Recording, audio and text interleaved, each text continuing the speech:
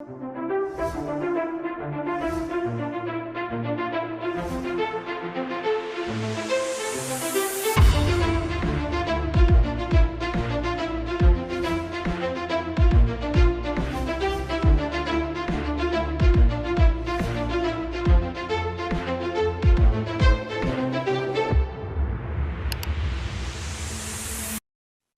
Evening all. नमस्ते warriors. मैं हूं डॉक्टर आकेरकर और स्वागत है आपका rheumatologist patients and care givers conclave में। ये इंडियन रूमेटोलॉजी एसोसिएशन के 36 एनुअल कॉन्फ्रेंस आयरोकॉन का हिस्सा है।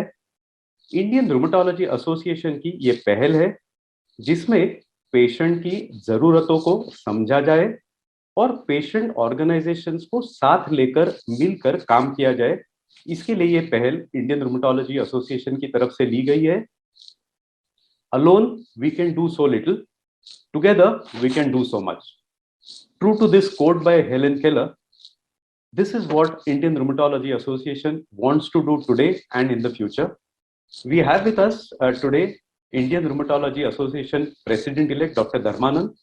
Dr. Dharmanand senior rheumatologist है, इंडियन रूमेटोलॉजी एसोसिएशन के प्रेसिडेंट इलेक्ट है अगले 2 सालों के लिए।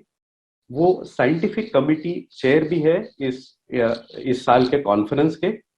आई would request him to tell us about the IRA vision and guide us into the program further. Good evening. Thank you, Dr. Shashank. As a IRA President-elect and Scientific Committee Chairman of this IRACON, I again invite you to attend all the programs and also welcome you all for the meeting, and also thanks for those who are attending since the last 2 days.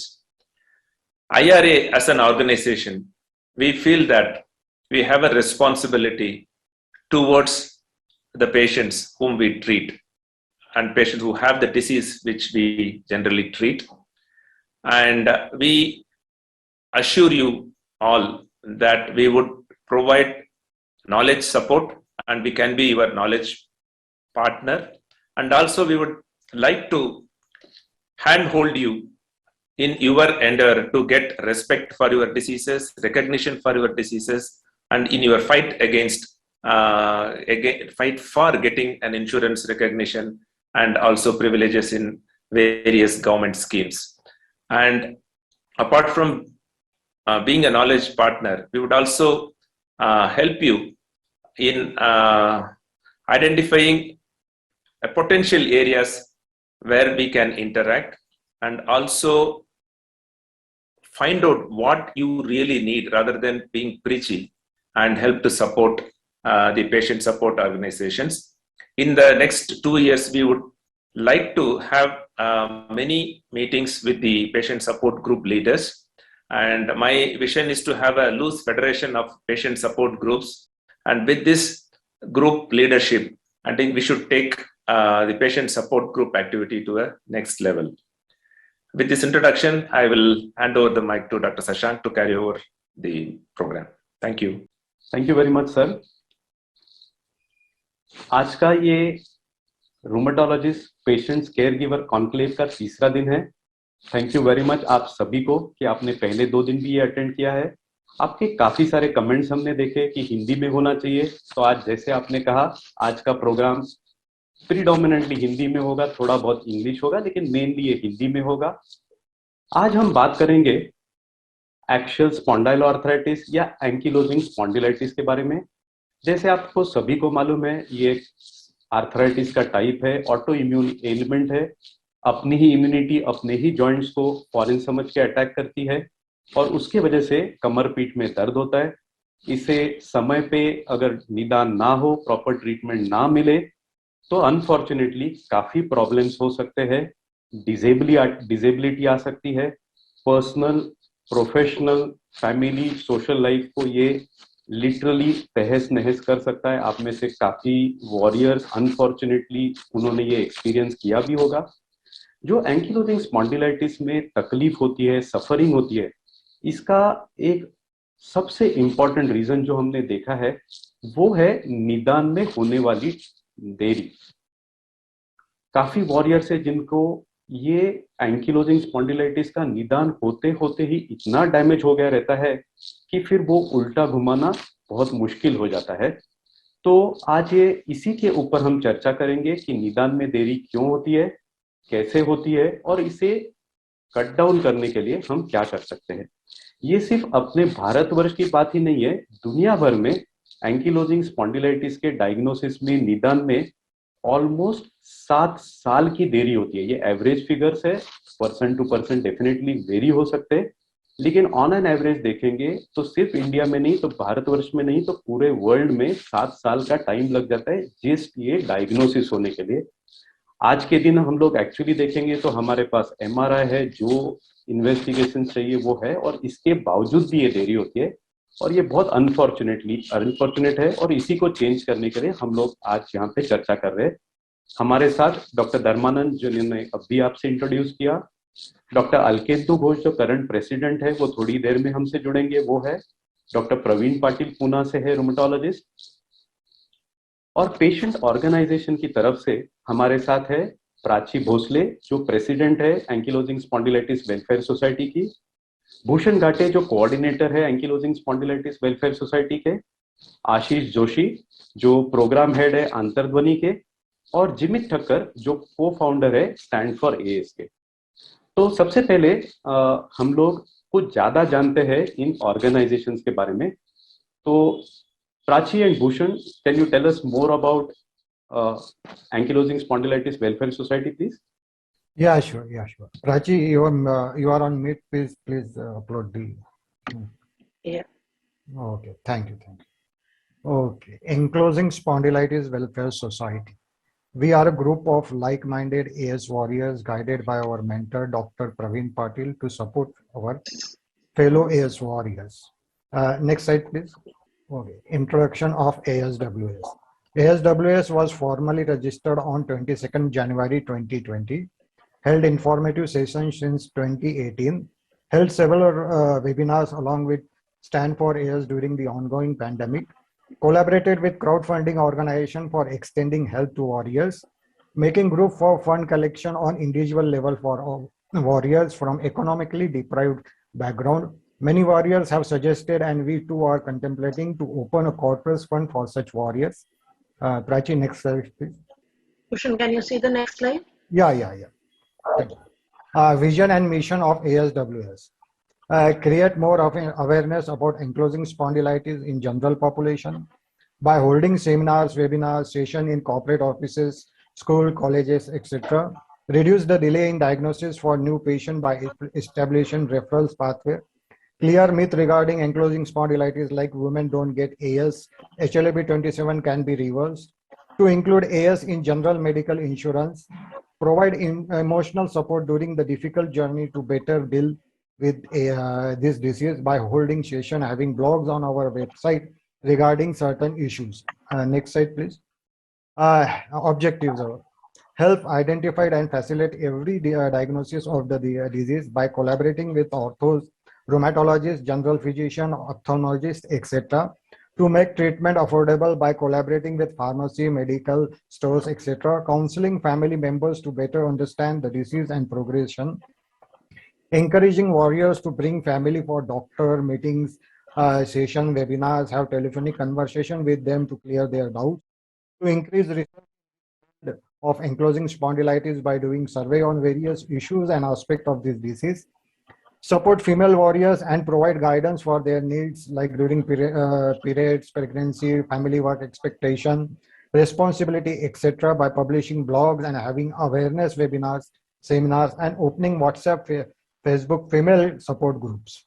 Provide financial help to underprivileged warriors, support their small business by spreading awareness. Next slide, please. Activities done by us.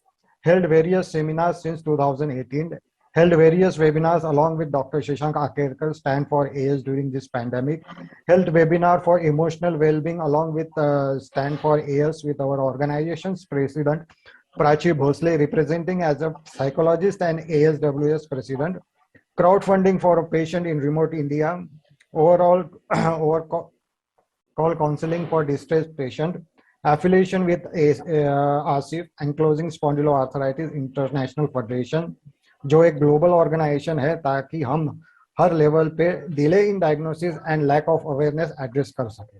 Next slide please. To conclude with I would like to tell a small story.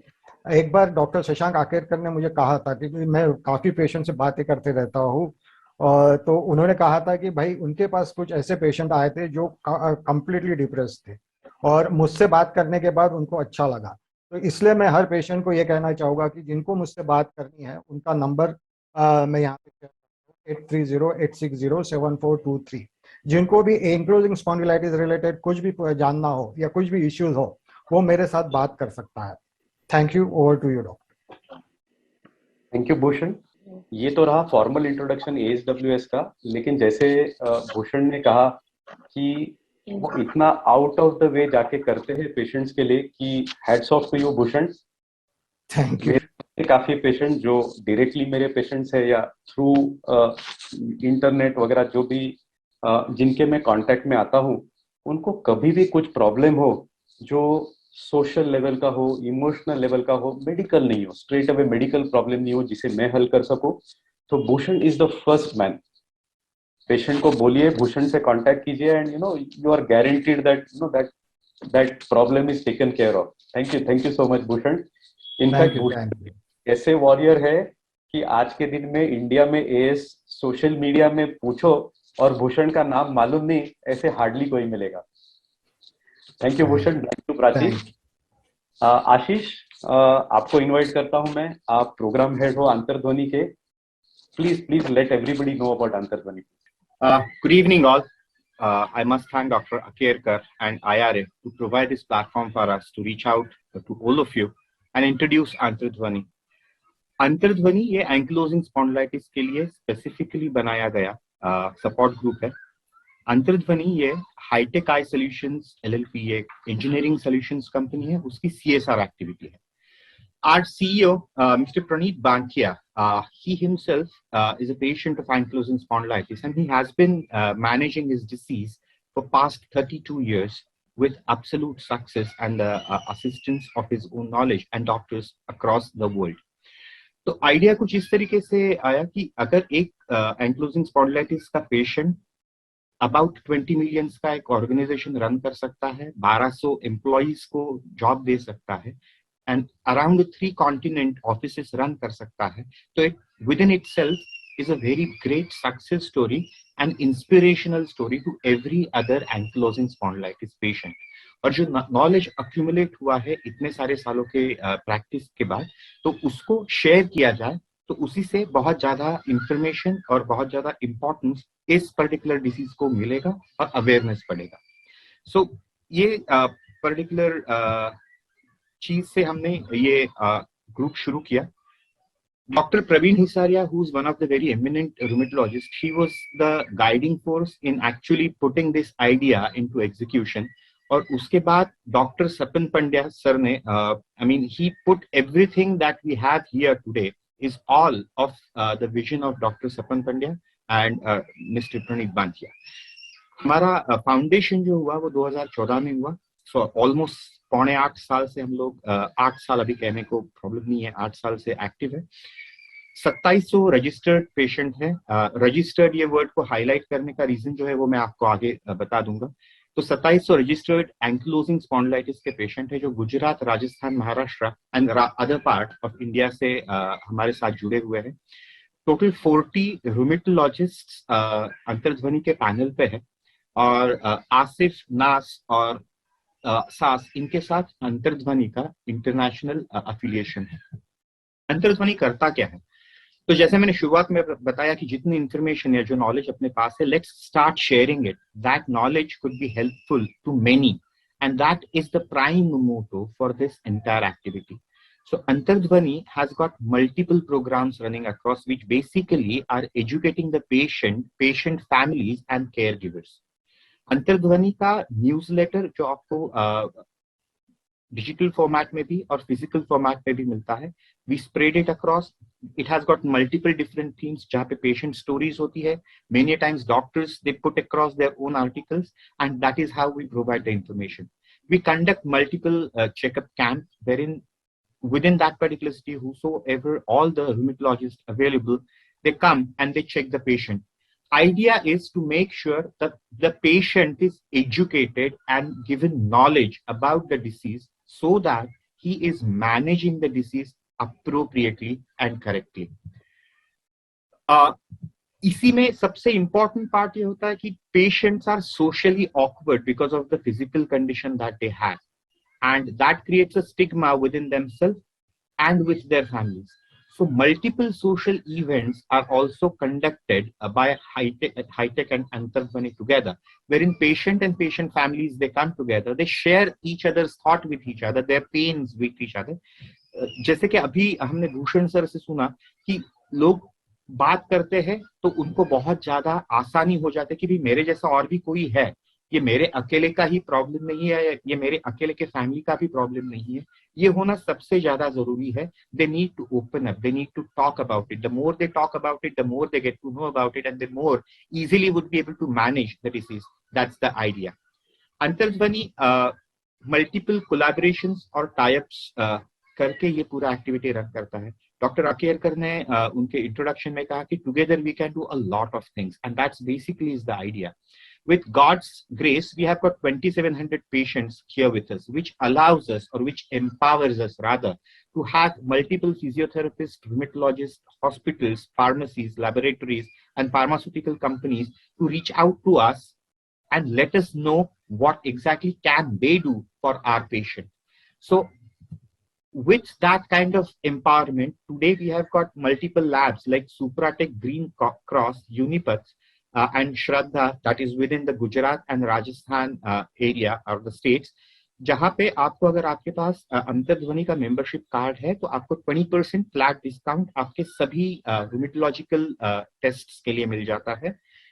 उसी तरीके से Sanya, InFocus और अर्थ diagnostic जैसे diagnostic centres है जहाँ पे आपके रूमेटोलॉजिकल needs के लिए आपको क्रोनोलॉजिकली 30, 10, 15 और कई जगह पे उससे ज्यादा भी डिस्काउंट मिल जाता है. अपोलो फार्मेसी का अंतर्ध्वनि के साथ जो टाई अप है, विथ दैट पैन इंडिया अगर आप अपोलो फार्मेसी से आपके मेडिसिन बाय आउट करते हो तो आपको अप टू 15% का डिस्काउंट मिलता है. I am not trying to boast कि अंतर्ध्वनि का क्या रोल है इसमें, please don't misunderstand me. This is the empowerment of patients coming together. ये अंतर्ध्वनि अकेला कुछ भी नहीं कर सकता है unless and until the rheumatologist and patient they support us. We exist only because the rheumatologists are there and only because the patients are there. Antardhvani is an activity जो patient ने patient के लिए चलाई हुई activity है. We do not do anything on our own because we do not exist without the patient and without the doctors. हम सभी लोग जानते हैं कि biologics, they are extremely expensive medicines and it is not possible for every middle class family also or a little lesser than that family to afford that and maintain that kind of medicine and medicinal practice longer time. With blessings of the Almighty, we are in a position to actually can help and support financially to few of these patients who doctors recommend to us. We actually go ahead and help them financially to procure the kind of medicine that they need. Highlight or underline or underscore here is the doctors, the practitioner, they let us know that this particular patient requires this particular biologics. उसका logic भी मैं आपको बताता हूँ. शुरुआत में हम लोग जो भी हमारे पास पेशेंट आता था उनको प्रोवाइड कर देते थे. प्रॉब्लम वहां पे नहीं है. यहाँ पे बहुत बार हियर से पे अपने पेशेंट्स बायोलॉजिक्स मांगते हैं जहाँ पे डॉक्टर ने कभी भी रेकमेंड नहीं किया होता है. That's the reason why we made a policy कि unless and until एक रूमेटोलॉजिस्ट मुझे कहता नहीं है कि भाई ये पेशेंट को जरूरत है बायोलॉजिक्स की, we don't give that particular assistance. But there is an assistance available and you always should reach out to us without any hesitation with the assistance of your doctor. We always will be standing around there with you. जैसे doctor अकेरकर ने कहा और सबसे important doctor सपन पंडा sir का जो vision था when we started with this activity कि भाई अपने पास कोई जात का डेटा नहीं है इंडिया स्पेसिफिक, कोई भी तरीके का डेटाबेस अपने पास अवेलेबल नहीं है. Now going back to the first slide कि मेरे पास 2700 रजिस्टर्ड पेशेंट है. रजिस्टर्ड मतलब क्या? We have got the information about the patient and patient disease कि कब इनका डायग्नोसिस हुआ, आज की कंडीशन क्या है, और ये डेटाबेस जो है that basically is going to let us know what exactly is the condition here for ankylosing spondylitis in a specific geography. Carrying out researches and maintaining that data and upholding that data is what is the primary motive of Antardhvani along with the other. Recently, we conducted one particular research and an activity which was categorically created for ankylosing spondylitis patients with the collaboration of S. Vyasa Institute of Ayurveda and Yoga in Bangalore. वहां पे हमने patients का basic blood data collect किया, उसके ऊपर से we conducted these yoga sessions there with them. These all were within the pandemic period and online.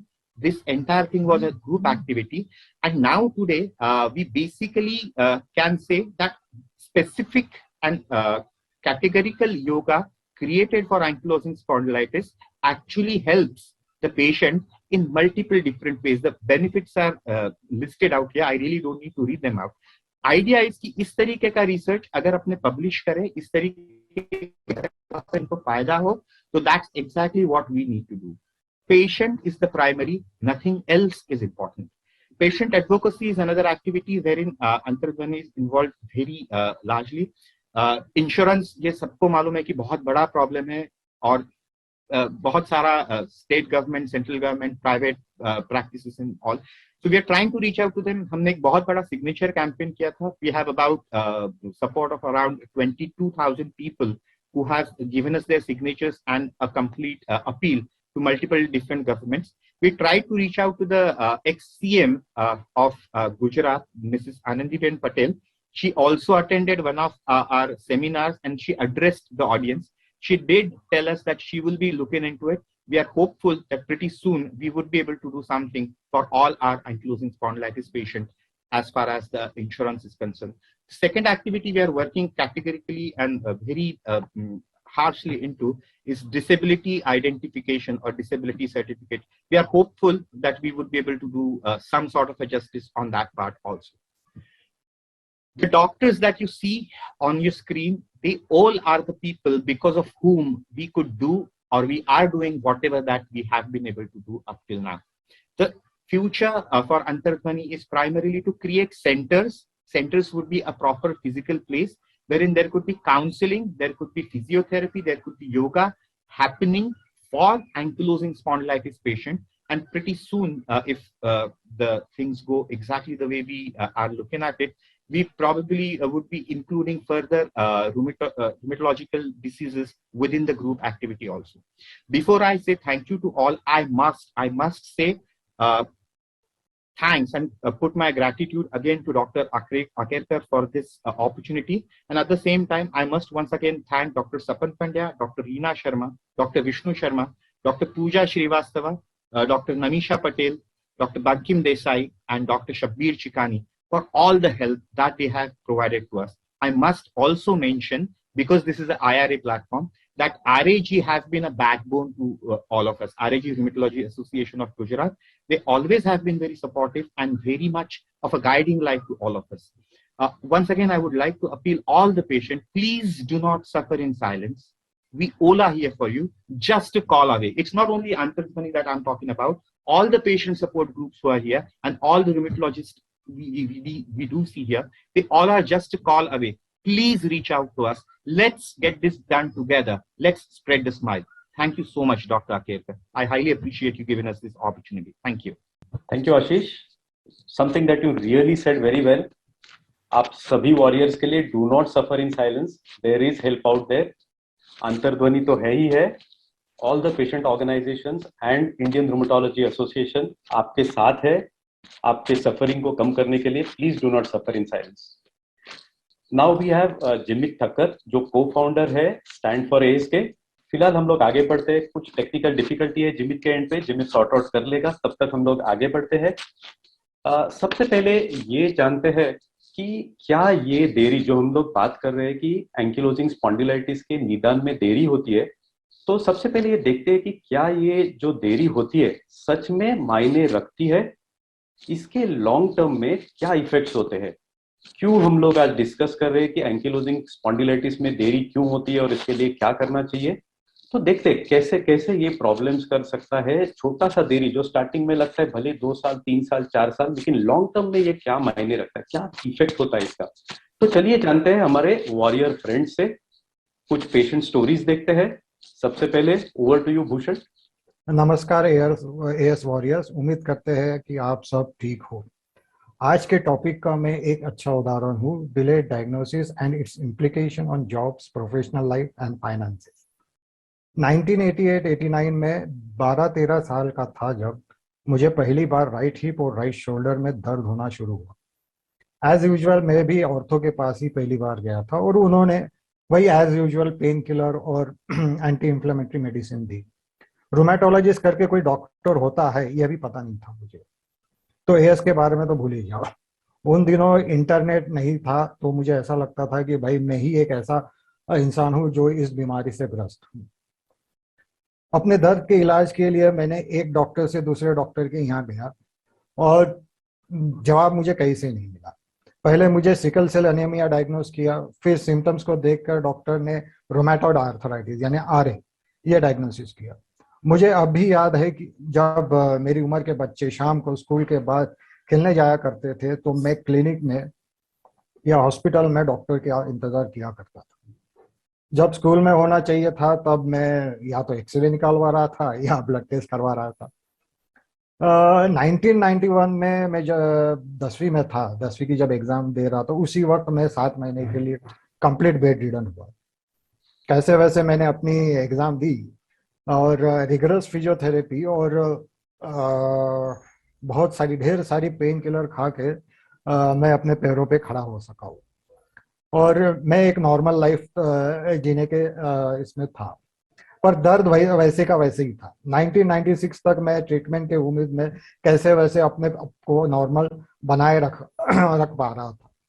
उसके बाद मैं धीरे धीरे बेडरिडन होने लगा। इस दौरान I was only struggling with pain, not only I was struggling with pain, physical and financial dependency on my family, but my education came to complete home. कहा मैं सीए बनने के सपने देख रहा था और यहाँ तो मेरा ग्रेजुएशन भी कंप्लीट नहीं हुआ। जब घर का एक मेंबर बीमार पड़ता है तो वही प्रॉब्लम से स्ट्रगल नहीं करता हो, उसके साथ उसके फैमिली मेंबर्स भी उसी स्ट्रगल को एक्सपीरियंस करते हैं। सिर्फ मेरी ही नहीं बल्कि मेरे भाई बहन की एजुकेशन और करियर दोनों सफर किया है। साथ ही मैं मेरे पिताजी की सेविंग्स भी इस दौरान धीरे धीरे कम होती गई। और इंडियन मदर्स के बारे में क्या बोले, 24 घंटे उनको मेरे साथ रहना पड़ता था, वो भी एक तरह से होम बाउंड हो चुकी है। और ये कहानी सिर्फ भूषण घाटे की नहीं है, ऐसे कई भूषण घाटे हैं जो रोज सफर कर रहे हैं डिलेड डायग्नोसिस के कारण। जब मैं उनके कांटेक्ट में आता हूँ तो मैं अपने आप को एक मुख्य दर्शक की तरह पाता हूँ। मुझे मेरे एक्सपीरियंस के कारण पता होता है कि भाई इनके साथ या तो क्या हो रहा है या क्या होने वाला है, पर मैं कुछ नहीं कर पाता हूँ। ऐसा नहीं है कि भाई आज ट्रीटमेंट अवेलेबल नहीं है, ट्रीटमेंट अवेलेबल है पर वो अनअफोर्डेबल है कुछ लोगों के लिए। Coming back to my story, 17-18 साल बाद यानी 2006 के मिड में I was finally diagnosed with AS, पर तब तक के काफी देर हो चुकी थी।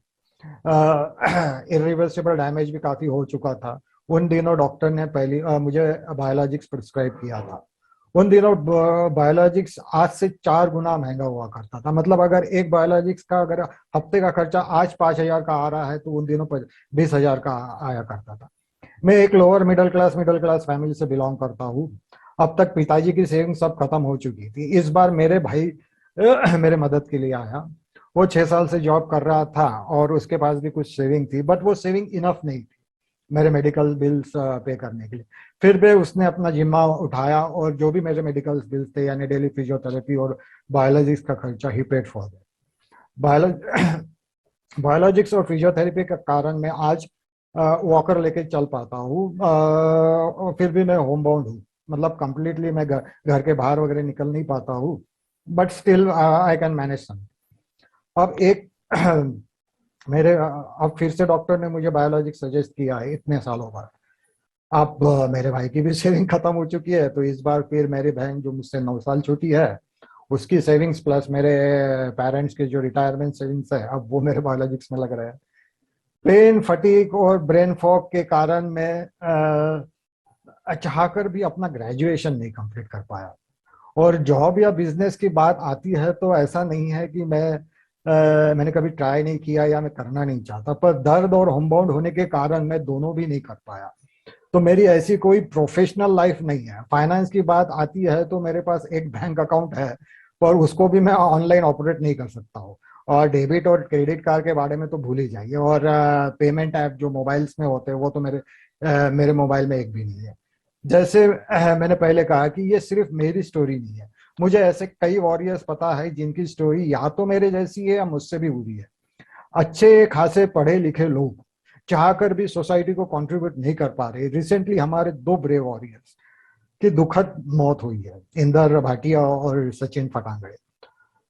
दोनों काफी दर्द से गुजर रहे थे और उनका दर्द, मैं ये पूरे श्योरिटी से कह सकता हूँ कि दोनों का दर्द मुझसे ज्यादा था। आज टचवुड मेरे पास मेरे भाई बहन है, मेरे पेरेंट्स से जो मेरी देखभाल करने के लिए। पर जो इंदर था उसके पास सिर्फ उनकी एक बुजुर्ग और बीमार माँ थी जो उनका देखभाल करती थी। सचिन की हालत तो यह थी कि भाई वो सिविल इंजीनियर होने के बाद भी वो एक ओल्ड एज होम में थे, वो भी कंप्लीट बेड रिडन थे। पैसे के अभाव में पैसे के अभाव में दोनों का इलाज नहीं हो पा रहा था। कुछ दिनों पहले मैंने वेस्ट बंगाल के एक पेशेंट शाम कुमार से बात की और उनको पूछा कि भाई आपका मतलब मंथली खर्चा कैसे चलता है, वो भी होम बाउंड है। तो उन्होंने यही कहा कि भाई मेरे यहाँ कोई गेस्ट आता है तो मैं मुट्ठी भर मूरी, यानी जो मुरमुरा हम कहते हैं, वो खिलाने की औकात भी नहीं। ये उनके शब्द थे। तो फिर हमने उनके लिए एक व्हाट्सएप ग्रुप बनाया जहाँ सेवाभावी लोग इकट्ठा हुए हैं और वो उनको मदद कर रहे हैं। ऐसे ही हमारे पास दो और व्हाट्सएप ग्रुप है, लालजी राव और संदीप कुमार के लिए। उनकी भी सेम स्टोरी है। अगर कोई उनको हेल्प करना चाहता है तो आप प्लीज मुझसे कांटेक्ट करें। आखिर में मैं यही कहना चाहूंगा कि भाई फाइनेंशियल स्टेबिलिटी और हेल्थ ऑफ अ वॉरियर ये एक दूसरे पे इंटरडिपेंडेंट है। स्पेशली उस देश में जहाँ पे या तो गवर्नमेंट से या तो इंश्योरेंस कंपनियां, जो प्राइवेट या गवर्नमेंट, उससे कोई मदद नहीं मिलती। ये एक गोल चक्कर की तरह होता है कि भाई हेल्थ अच्छी रहनी चाहिए तो आपको काम करना पड़ेगा, और अगर काम नहीं कर पाओगे तो आपकी हेल्थ अच्छी नहीं रहेगी। तो ये सारा एक गोल चक्कर की तरह होता है। इसलिए अर्ली डायग्नोसिस होना जरूरी है। डॉक्टर शशांक ने एक एग्जांपल दिया था कि अगर प्लेन मुंबई से दिल्ली जाने को टेक ऑफ करता है और उसकी ट्राइजेक्टरी 15% भी बदल जाती है तो वो डायरेक्ट लखनऊ पहुंच जाता है। ऐसा ही देरी से डायग्नोसिस होने के मामले में, अगर देरी से डायग्नोसिस होता है तो आपकी जिंदगी की ट्राइजेक्टरी बिल्कुल अलग हो जाती है। कहाँ आप अगर जल्दी डायग्नोस हुआ होता, अर्ली डायग्नोस हुआ होता, तो आप एक नियर नॉर्मल लाइफ जी पा रहे होते। लेकिन देरी से डायग्नोस होने के कारण कभी कभी ऐसे डैमेजेस होते हैं जो इरिवर्सिबल होते हैं। इतना बोलकर मैं अपना खत्म करना चाहूंगा। धन्यवाद। Over to you doctor. धन्यवाद भूषण, धन्यवाद अपनी स्टोरी सबके साथ शेयर करने के लिए। और आपने देखा ही होगा भूषण की स्टोरी से कि छोटा सा वो 2 साल 3 साल 5 साल जो स्टार्टिंग में लेट होता है, उससे लॉन्ग टर्म में फाइनेंशियल प्रोफेशनल लाइफ में कितनी दिक्कतें आ सकती है। ओवर टू यू प्राची, और एक स्टोरी को सुनेंगे हम लोग प्राची से। Thank you, doctor, and thank you, IRA, for providing this opportunity. मैं प्राची भोसले, मुझे एंकिलोजिंग स्पॉन्डिलाइटिस और फाइब्रोमाइल्जिया से डायग्नोस किया गया। मुझे एएस का डायग्नोसिस 2015 में मिला, बट मेरी जर्नी इतनी आसान नहीं थी।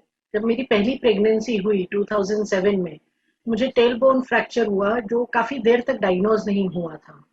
मैं उसके पहले भी एएस के सिम्टम्स दिखाती थी, फटीग बहुत सिवियर था मेरा। पर जब मेरी दूसरी डिलीवरी हुई बच्चे की अराउंड 2011 में, तब चीजें और डिफिकल्ट होने लग गई मेरे लिए। मतलब मेरा एक रूटीन हो चुका था कि जब मैं उठती थी तो मैं ऐसे हंज ही चलती थी, एंड फिर धीरे धीरे काम करते करते मैं सीधी हो जाती थी। 1 घंटा वगैरह लग जाता था। मैंने आयुर्वेदा एंड योगा भी ट्राई किया, बट अनफॉर्चुनेटली मुझे उससे कोई रिलीफ नहीं मिली।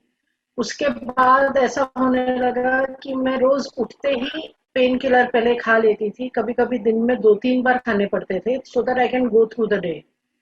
जैसे हालत मेरी और बिगड़ने लग गई, हम लोग एक ऑर्थोपेडिक और फिजियोथेरेपिस्ट को भी दिखाया, एंड उससे थोड़ा बहुत रिलीफ मिल जाता था, but then again I was back to square one. फिर आगे चल के मुझे लो ग्रेड फीवर आने लगा। थोड़ा भी एक्सर्ट करती थी तो बुखार आ जाता था, एंड पीरियड्स जब होते थे तो हालत और भी खराब होती थी। मैं बेड से उतर नहीं पाती थी, I had to roll down and wall support लेना पड़ता था टू मूव अराउंड। तभी हमें ऐसा रियलाइज हुआ कि this is something serious, this is just not regular back pain and regular illness. मेरे बच्चे मुझे ऐसा देख के बहुत डर गए थे।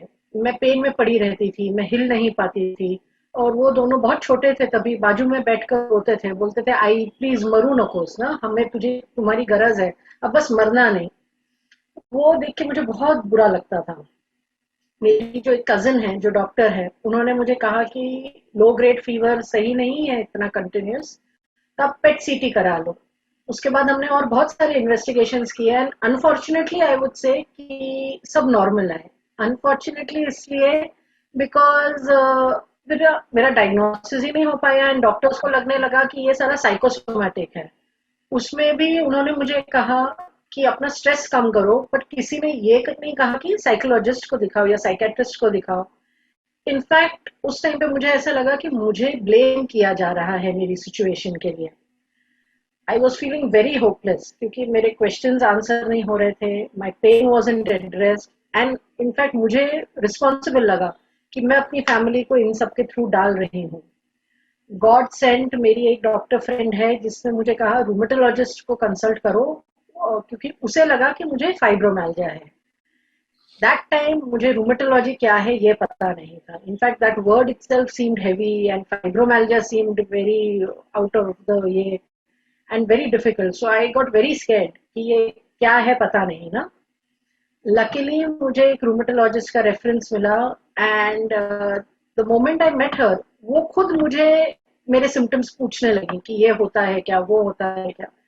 And that time I started crying because पहली बार किसी डॉक्टर ने मुझे समझा था and was actually understanding my symptoms. In fact जब उन्होंने मेरा जो पहला 2-3 साल पहले निकाला हुआ एक्सरे देखा, उससे उन्होंने मुझे डायग्नोज किया एएस के लिए, एंड बाद में एमआरआई लेके भी कंफर्म किया। बट इट वाज अनफॉर्चुनेट कि 3 साल मेरे एक्सरे पे होने के बावजूद वो डायग्नोसिस मुझे नहीं मिला। फिर मुझे दवाइयां चालू की and things started shaping up. Then gradually मैं लोकली पूना में एक रूमेटोलॉजिस्ट को दिखाने लगी एंड उन्होंने ये डिजीज मुझे बहुत अच्छे तरह से एक्सप्लेन कर दी। मेन इज उन्होंने मेरा गिल्ट एड्रेस किया, ये कहते हुए कि you have not caused this illness, this illness this AS is real even though it is invisible ना। एंड मेरे अच्छे दिन बुरे दिन दोनों होने वाले हैं due to the nature of the illness and not because anything specific that I have done. वो जो एक इमोशनल सपोर्ट मिला उससे it help me to heal from within. मेरा एएस जो है was being handled very well, but मेरा fatigue कम नहीं हो रहा था।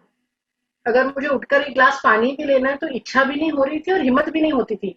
It seemed like a task. Then मैंने अपने रूमेटोलॉजिस्ट से बात की and with some inquiries he finally diagnose me with fibromyalgia. जब दोनों की दवाइयां चालू होने लग गई तो मेरा हेल्थ जाके काफी स्ट्रीमलाइन होने लगा। मैं अपने काम ढंग से कर पाने लगी, मैं फैमिली के साथ क्वालिटी टाइम स्पेंड करने लगी। इनफैक्ट अभी भी मुझे good days and bad days होते हैं, बट अब जाके मैं अपने दोनों इलनेसेस को बेटर समझने लगी हूँ, खुद के बॉडी को बेटर समझने लगी हूँ। Honestly it is very disheartening to see कि पहले जो मेरे सिम्टम्स थे they were completely put off, they were as if they are not real. मेरे जो डिलेड डायग्नोसिस हुआ उससे मेरे किड्स को बहुत जल्दी मैच्योर होना पड़ा, उनको काफी रिस्पॉन्सिबिलिटीज घर में लेनी पड़ी और अपनी माँ को इतने पिटिएबल स्टेट में देखना पड़ा। I was asked to chin up and be positive. I was made to feel that I have caused this situation onto myself and my family. I was blessed कि मेरे फ्रेंड में एक मुझे guardian angel मिला, मेरे family ने भी मुझे बहुत सपोर्ट किया। बट इनफैक्ट ऐसे और भी वॉरियर्स हैं जो जिन्हें कंपैशनेट पेरेंट्स मिलते हैं या जो फैमिलीज हैं शादी के बाद या स्पाउस है, वो उन्हें सपोर्ट करते हैं एंड ये पूरी डिफिकल्ट जर्नी में उनका साथ देके they make their life much better. But हमारे पास ऐसे भी वॉरियर्स हैं जो इतने फॉर्चुनेट नहीं हैं due to lack of awareness of AS and I would say rheumatology in general ना। बहुत सी औरतें अभी भी हैं जो साइलेंस में सफर करती हैं, जो दर्द में होने के बावजूद काम करती रहती हैं, जो अपने बच्चों के साथ अपने फैमिली के साथ खुलकर एंजॉय नहीं कर पाती हैं बिकॉज वो तकलीफ में है। उनको उनके सिम्टम्स के लिए ब्लेम किया जाता है, उनको ये भी कहा जाता है कि अरे तुम तो ओवर रिएक्ट कर रहे हो, बिकॉज कोई उन पे अपना विश्वास ही डालने की कोशिश नहीं करता। जिनको डायग्नोसिस मिल भी जाती है वो काफी डिलेड होती है और तब तक उन्होंने बहुत तकलीफ सही की होती है। ऐसे भी हमारे पास वॉरियर्स हैं जो दवाइयां नहीं लेते हैं या दवाइयां लेते हैं तो अपना डायग्नोसिस बताते नहीं है, डिस्क्लोज नहीं करते हैं इस फियर से कि वो शादी के लिए एलिजिबल नहीं होंगे, कौन उनसे शादी करेगा। जिनकी शादी हो गई होती है उनकी फैमिली भी उन्हें बहुत बार आलसी मानती है, उनकी बीमारी समझ के नहीं लेती है, या बहुत सी औरतों को पनौती माना जाता है कि अरे यार ये कौन सी बीमार हमारे गले पड़ गई। That is very unfortunate and very sad for those warriors. बहुत बार हमारे जो सिम्टम्स हैं they are under estimated. Spondylosis या स्पॉन्डिलाइटिस ये वर्ड के कारण they are often compared to cervical spondylitis या मैकेनिकल बैक पेन, और ये कहा जाता है कि हम भी तो सहते हैं, हमें तो इतनी तकलीफ नहीं होती, तुम क्यों नाटक कर रहे हो।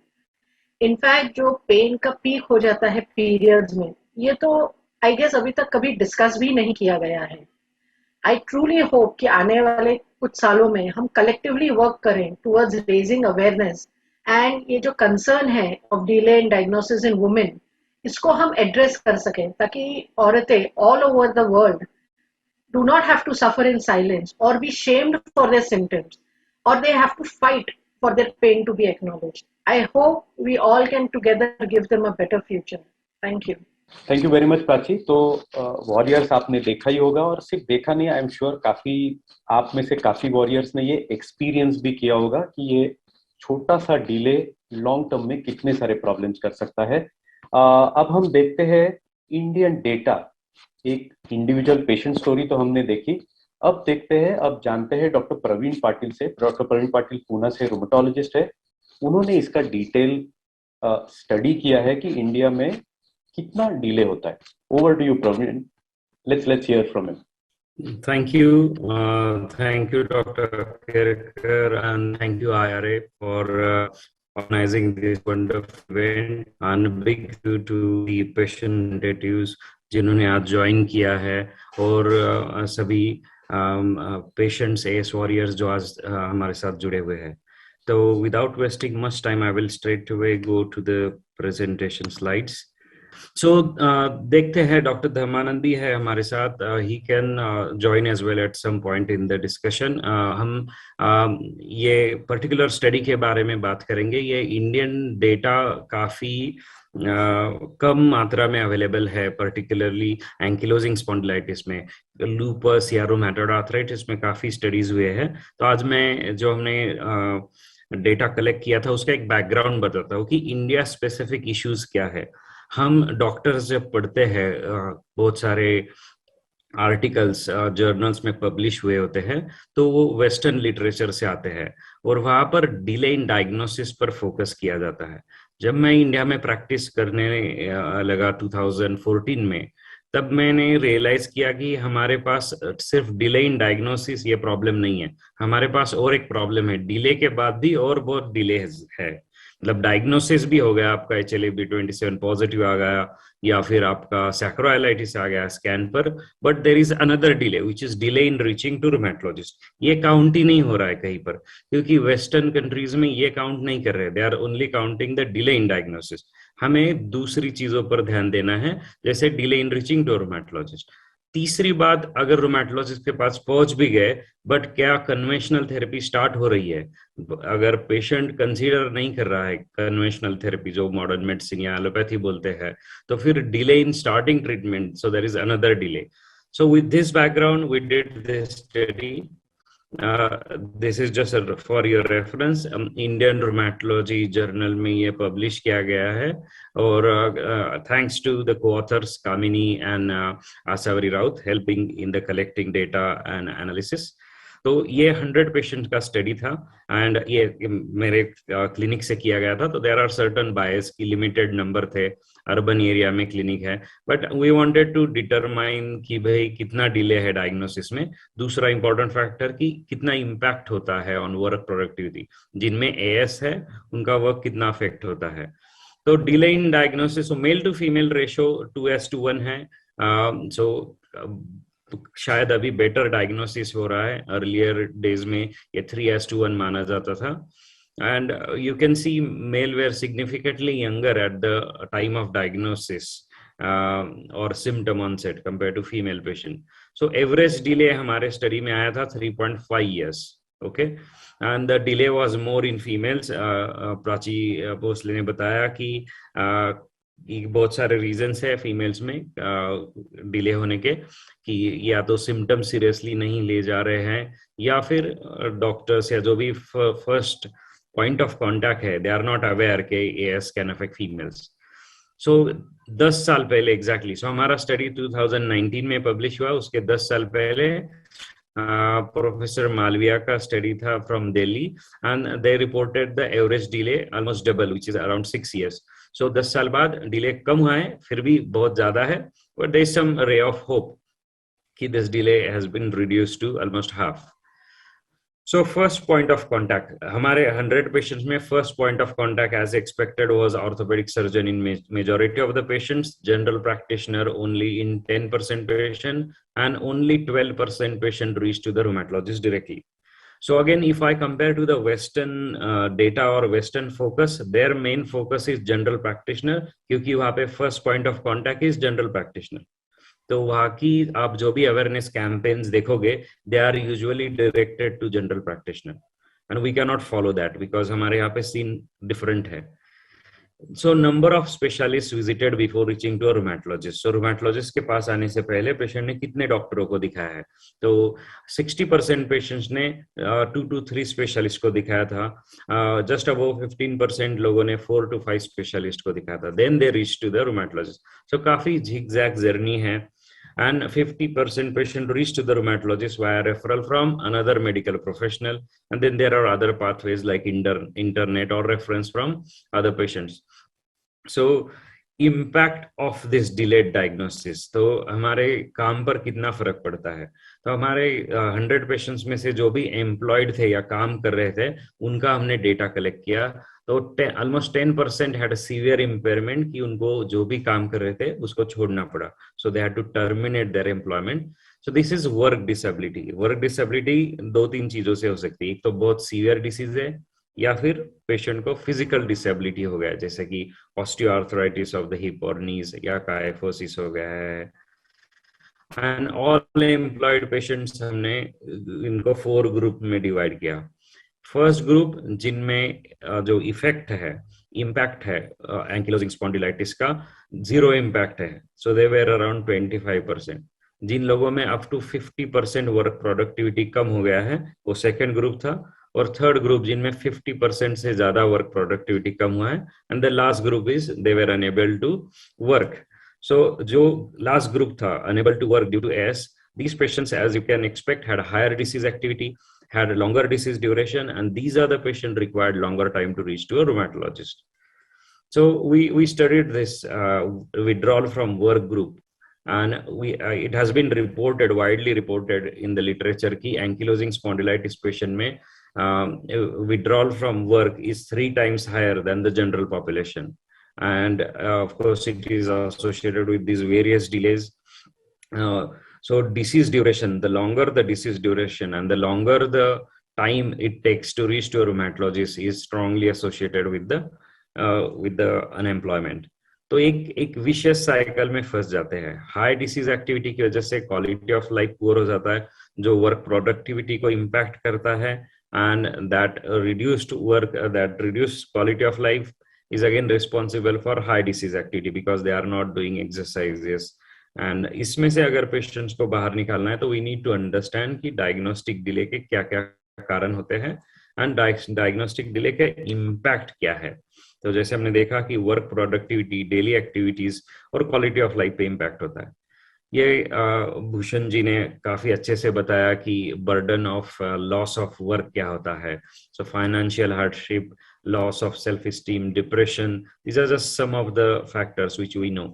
The problem is in India, there is no clear work disability benefits available for ankylosing spondylitis patient. हमारे स्टडी का और एक इम्पॉर्टेंट पॉइंट बताता हूँ कि इसमें 26% पेशेंट ने रिपोर्ट किया कि on an average they lose 4.5 working days per month. So almost 1 week a month they are losing due to the effect of ankylosing spondylitis. So just to summarize, so there is still unacceptable and damaging delay, but we must be doing something right. That in last 10 years the delay has been reduced, but still a lot of work to be done. Many patients only reach to the rheumatology clinic after seeing multiple doctors, which contribute to the long delay. Longer disease duration and a delay in reaching to a rheumatologist are more common in patients who have experienced higher difficulties with work productivity. And being the first point of contact in majority of cases, awareness at orthopedic level is important, and we need to find India-specific solution to the India-specific problems, and we need to back that with the data. So I stop here. Over to Dr. Kherkar. Thank you doctor Praveen. So आपने देखा कि सिर्फ patient stories की बात नहीं है, तो ये डिले डेफिनेटली ग्राउंड लेवल पे एग्जिस्ट करता है. अब देखते हैं हम लोग आसिफ एक्सियल स्पॉन्डाइलोआर्थराइटिस इंटरनेशनल फेडरेशन से हमारे साथ जुड़ रही है जो लो, जो प्रोजेक्ट मैनेजर है. आसिफ एक ग्लोबल ऑर्गेनाइजेशन है, 50 मेंबर ऑर्गेनाइजेशन है इसके 40 कंट्रीज में, और इन्होंने अभी इस ऑर्गेनाइजेशन ने अभी एक बर्डन स्टेटमेंट रिपोर्ट और बैरियर्स आइडेंटिफाई किए थे डिले इन डायग्नोसिस के. हमारे साथ जुड़ी हुई है जो लोग जो हमें बताएंगी कि ये बैरियर्स क्या है और उसके लिए क्या किया जा सकता है. वो हमारे साथ जुड़ी भी है और उनका वीडियो भी है, तो मैं अभी तो वीडियो प्ले कर रहा हूं उनका. Hello, good evening. And firstly, I'd like to say a huge thank you to Dr. Shashank Akerkar for inviting me to present today. My name is Jo Lowe and I'm the project manager at the Axial Spondyloarthritis International Federation, or ASIF for short. ASIF is the umbrella organisation for patient associations worldwide who work to support patients with AXPAR. Since the middle of 2020, we've been running the Delay to Diagnosis project. This is a very important project for ASIF as it's trying to address one of the main challenges in AXPAR, the length of time that people have to wait for their diagnosis. Today, I'm going to focus on the barriers to patients getting a timely diagnosis and talk about what practices might be useful in tackling this problem. Treatments will be more successful the earlier a diagnosis is made. Research published shows the average delay globally of around 7 years. It also says that patients in the 1990s had to endure similar waiting times, meaning decades later we've seen no improvement. In June this year, we published our Delay to Diagnosis, tell the full story of the burden of the delay, making sure that the patient perspective is the focus of the report. We undertook a full literature review of the latest research. We used patient and expert testimony to contribute to the report. We're proud to have produced a report that clearly describes what AXPAR is and the impact that the delay has on individuals and on healthcare systems and society more broadly. In total, there are contributions from 28 patients, patient organisations and experts, including rheumatologists, researchers and physiotherapists. The contributions range from short expert testimony on a particular topic to full patient case studies. The report identifies 6 barriers to a timely diagnosis, provides 5 recommendations for change. We also showcase 4 practices from around the world that have tried to address the delay to diagnosis. It's these barriers and best practices that I'll focus on today. To better understand the patient and healthcare professional experiences, we hosted 2 global forum events in the autumn of 2020. Each of the 2 events were attended by over 45 delegates from 23 countries and 5 continents around the world. The attendees included patients, patient representatives, rheumatologists and other healthcare professionals. We used an online conferencing platform to enable breakout discussions to take place. One of the key discussion topics at the events was why the delay to diagnosis exists. What are the problems? What are the challenges? And what can we do to tackle them? We also reviewed all the recent relevant expert evidence on the diagnostic delay in AxSpA and identified these 6 barriers to patients getting the timely diagnosis. There's a clear sense that early and accurate diagnosis is not a straightforward process, but we hope by setting the barriers out in this way, we will improve the understanding of a person's journey to diagnosis, as well as help to identify opportunities to reduce the delay. The first barrier is limited awareness of AxSpA among those with symptoms. For many people, it will not be clear what the first signs and symptoms of AxSpA actually are. In cases where there isn't already an existing AxSpA diagnosis amongst a close friend or family member, for instance, individuals are likely to attribute the early onset of the disease to general back pain or other common aches. This is particularly understandable considering that back pain is estimated to affect as many as 80 to 90% of adults at some point in their life. This is often exacerbated by the fact that the early stages of AxSpA pain can be gradual as well as changing in intensity, with periods of days or weeks where the symptoms may be barely noticeable. This can create a sense that the symptoms will go away by themselves and don't require serious investigation. It's often only when the symptoms and pain worsen again, affecting the ability to engage in day-to-day life, that an individual may feel more compelled to seek out professional medical attention. Next barrier is lack of AxSpA understanding amongst the general population. Limited AxSpA awareness at an individual level is fundamentally linked to a broader lack of knowledge and understanding of AxSpA among the general population. Compared to many higher profile disease areas, such as cardiovascular disease, cancers and neurodegenerative disorders, AxSpA is very rarely talked about in public or featured in awareness campaigns.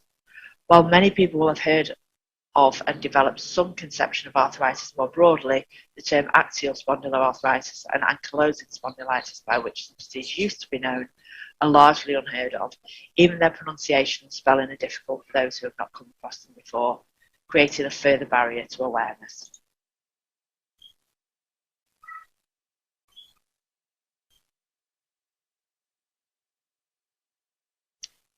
One of the most commonly identified barriers to AxSpA diagnosis is the likelihood that symptoms are not recognised at the first point of contact with the local healthcare system.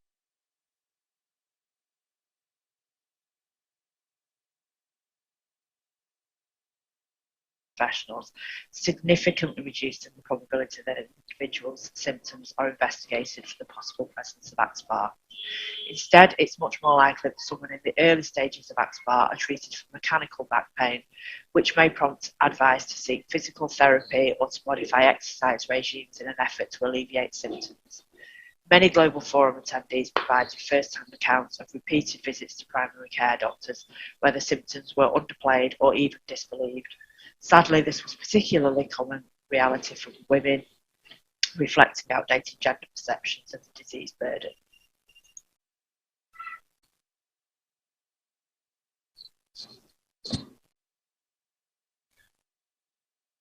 Even when an individual presenting to a doctor with signs and symptoms of AxSpA is referred onwards for further investigation, in many cases it's to a non-rheumatologist or a speciality without appropriate knowledge or expertise.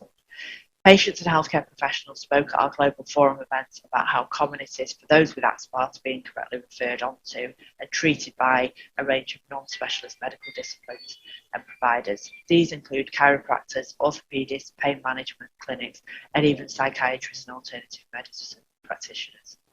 Non-rheumatologists, however, are less likely to have the knowledge to access to the diagnostic tools needed to distinguish the inflammatory nature of AxSpA from mechanical forms of back pain.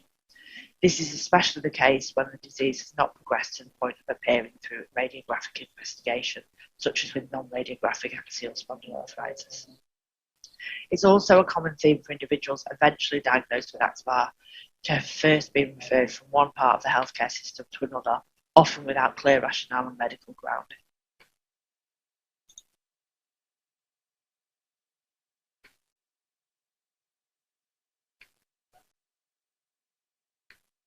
Many people across the globe accessing the expert care required to achieve AxSpA diagnosis can be almost insurmountable. In healthcare systems where access to care requires payment, those without some form of medical insurance will quite simply not be able to afford the costs associated with investigating the presence of AXPAR. This barrier, highlighted by Global Forum attendees from a diverse range of healthcare systems, from South Africa to the Philippines and from Russia to India, recently published evidence exploring AXPAR diagnosis barriers in North Africa and the Middle East further support the viewpoint.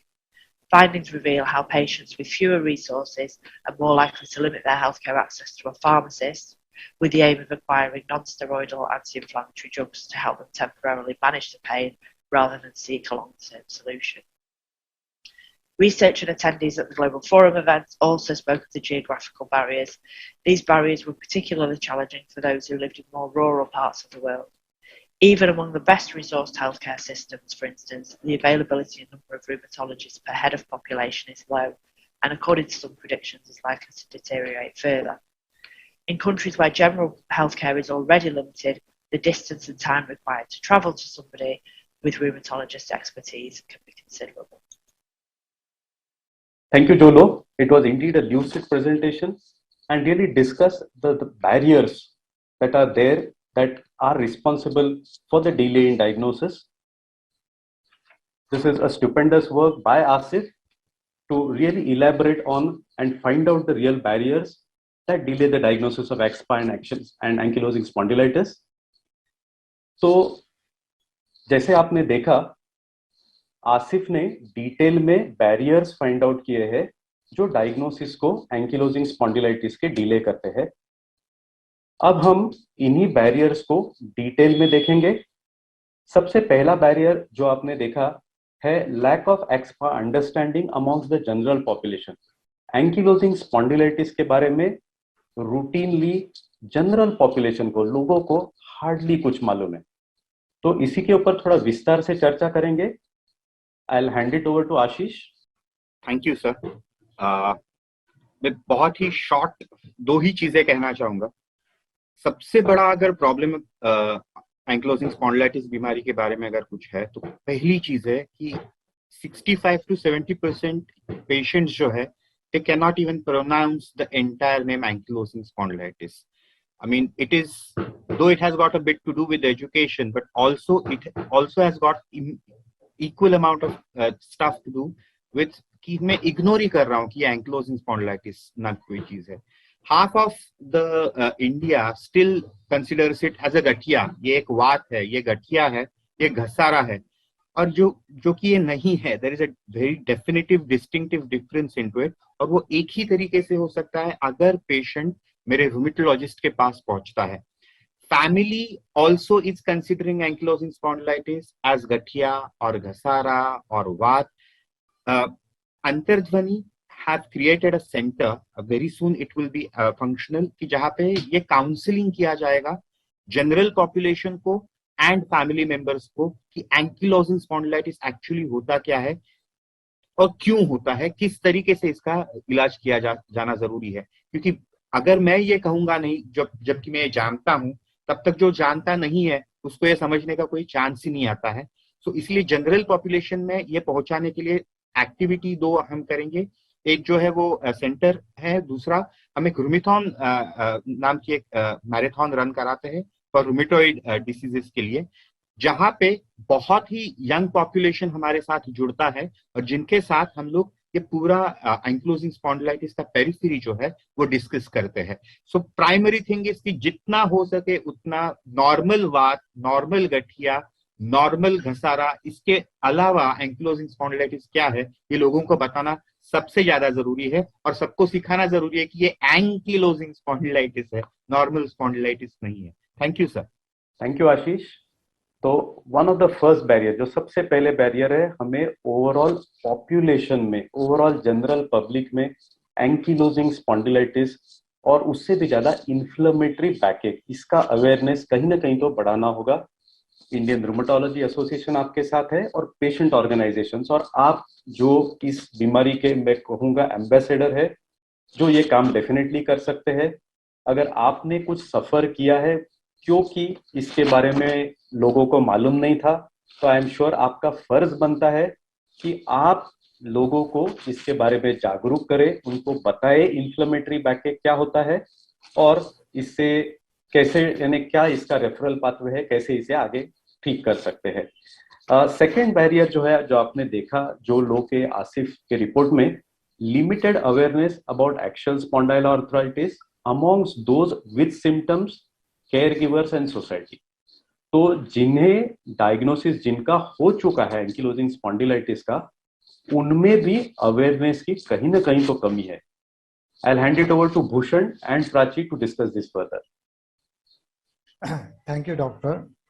आज हम as warriors के diagnosis के बाद के lack of awareness और myths के बारे में बात करेंगे। अर्ली डायग्नोसिस के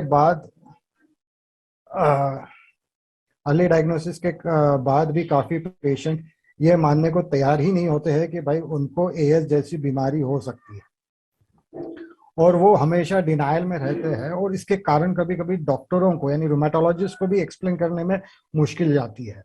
और डॉक्टरों का एक और इशू होता है कि भाई पेशेंट को कितना बताएं, उसको एक बैलेंस उसमें एक बैलेंस स्ट्राइक करना उनके लिए भी बहुत मुश्किल जाता है। कभी कभी अगर आप पेशेंट को सारी चीजें बता दोगे तो पेशेंट डर जाएगा, और कभी कभी आप अगर पेशेंट को थोड़ा ही बताओगे तो पेशेंट उस बीमारी को सीरियसली नहीं लेगा।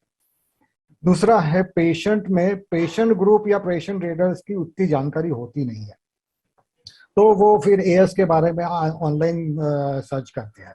अब ऑनलाइन में इशू ये है कि भाई हिंदी और रीजनल लैंग्वेज में उसकी इतनी जानकारी नहीं है, और जब डॉक्टर गूगल पे जाते हैं तो आपको सबको पता है कि भाई अगर आप हेडेक के लिए अगर सर्च करोगे तो आपको सीधा डायरेक्ट ब्रेन ट्यूमर पे लेके जाएगा। तो ये इशू है। तो ये दो चीजें हैं कि भाई पेशेंट लीडर और पेशेंट लीडर्स के, पेशेंट ग्रुप्स और पेशेंट लीडर्स की भी अभाव होगा, जानकारी का अभाव। फिर बाद में एक इशू है कि भाई जिनका अर्ली डायग्नोसिस हो चुका है, ऐसे कई पेशेंट को देखता हूँ जिनका अर्ली डायग्नोसिस हो चुका है, और ऐसे पेशेंट में भी तुरंत आराम पड़ जाता है। मतलब अर्ली ऑनसेट हो और अर्ली डायग्नोसिस हो तो उसके बाद दवाई लेने के बाद उनका तुरंत सिम्टोमेटिक रिलीफ मिल जाता है, पर पेशेंट क्या करते हैं, उस सिम्टोमेटिक को रिलीफ को क्यूर मान बैठते हैं, और फिर क्या कहते हैं कि बिना डॉक्टर के एडवाइस के वो दवाइयाँ रोक देते हैं। और फिर होता यह है कि भाई कुछ समय बाद, चाहे वो महीना हो साल हो, उसके बाद जब वो बीमारी आती है तो कुछ में वो बहुत सीवियरली आती है, तो जो अर्ली डायग्नोसिस के फायदे रहते हैं वो खो देते हैं पूरी तरीके से। इसलिए मैं हमेशा पेशेंट को यही रिक्वेस्ट करता हूँ कि भाई आप जो भी दवाई ले रहे हो उसको कम ज्यादा करना हो या उसमें बंद करना हो तो जब तक के डॉक्टर एडवाइस ना करे तब तक के कुछ मत करो। और दूसरा एक मिथ है कि भाई एनसेड के बारे में बहुत लोग डरे हुए रहते हैं लीवर किडनी को लेकर। उसमें भी मैं यही कहना, उसमें भी क्या होता है कि पेशेंट या तो रेगुलरली लेते नहीं है, या तो फिर जब दर्द होता है तब मतलब दर्द को सहते रहते बिना कारण, और फिर जब एकदम असह्य दर्द हो जाता है तभी वो एनसेड लेते हैं।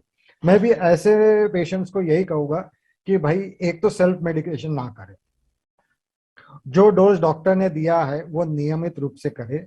डॉक्टर टाइम टू टाइम आपको ब्लड टेस्ट बताते रहते हैं, वो ईमानदारी से करे।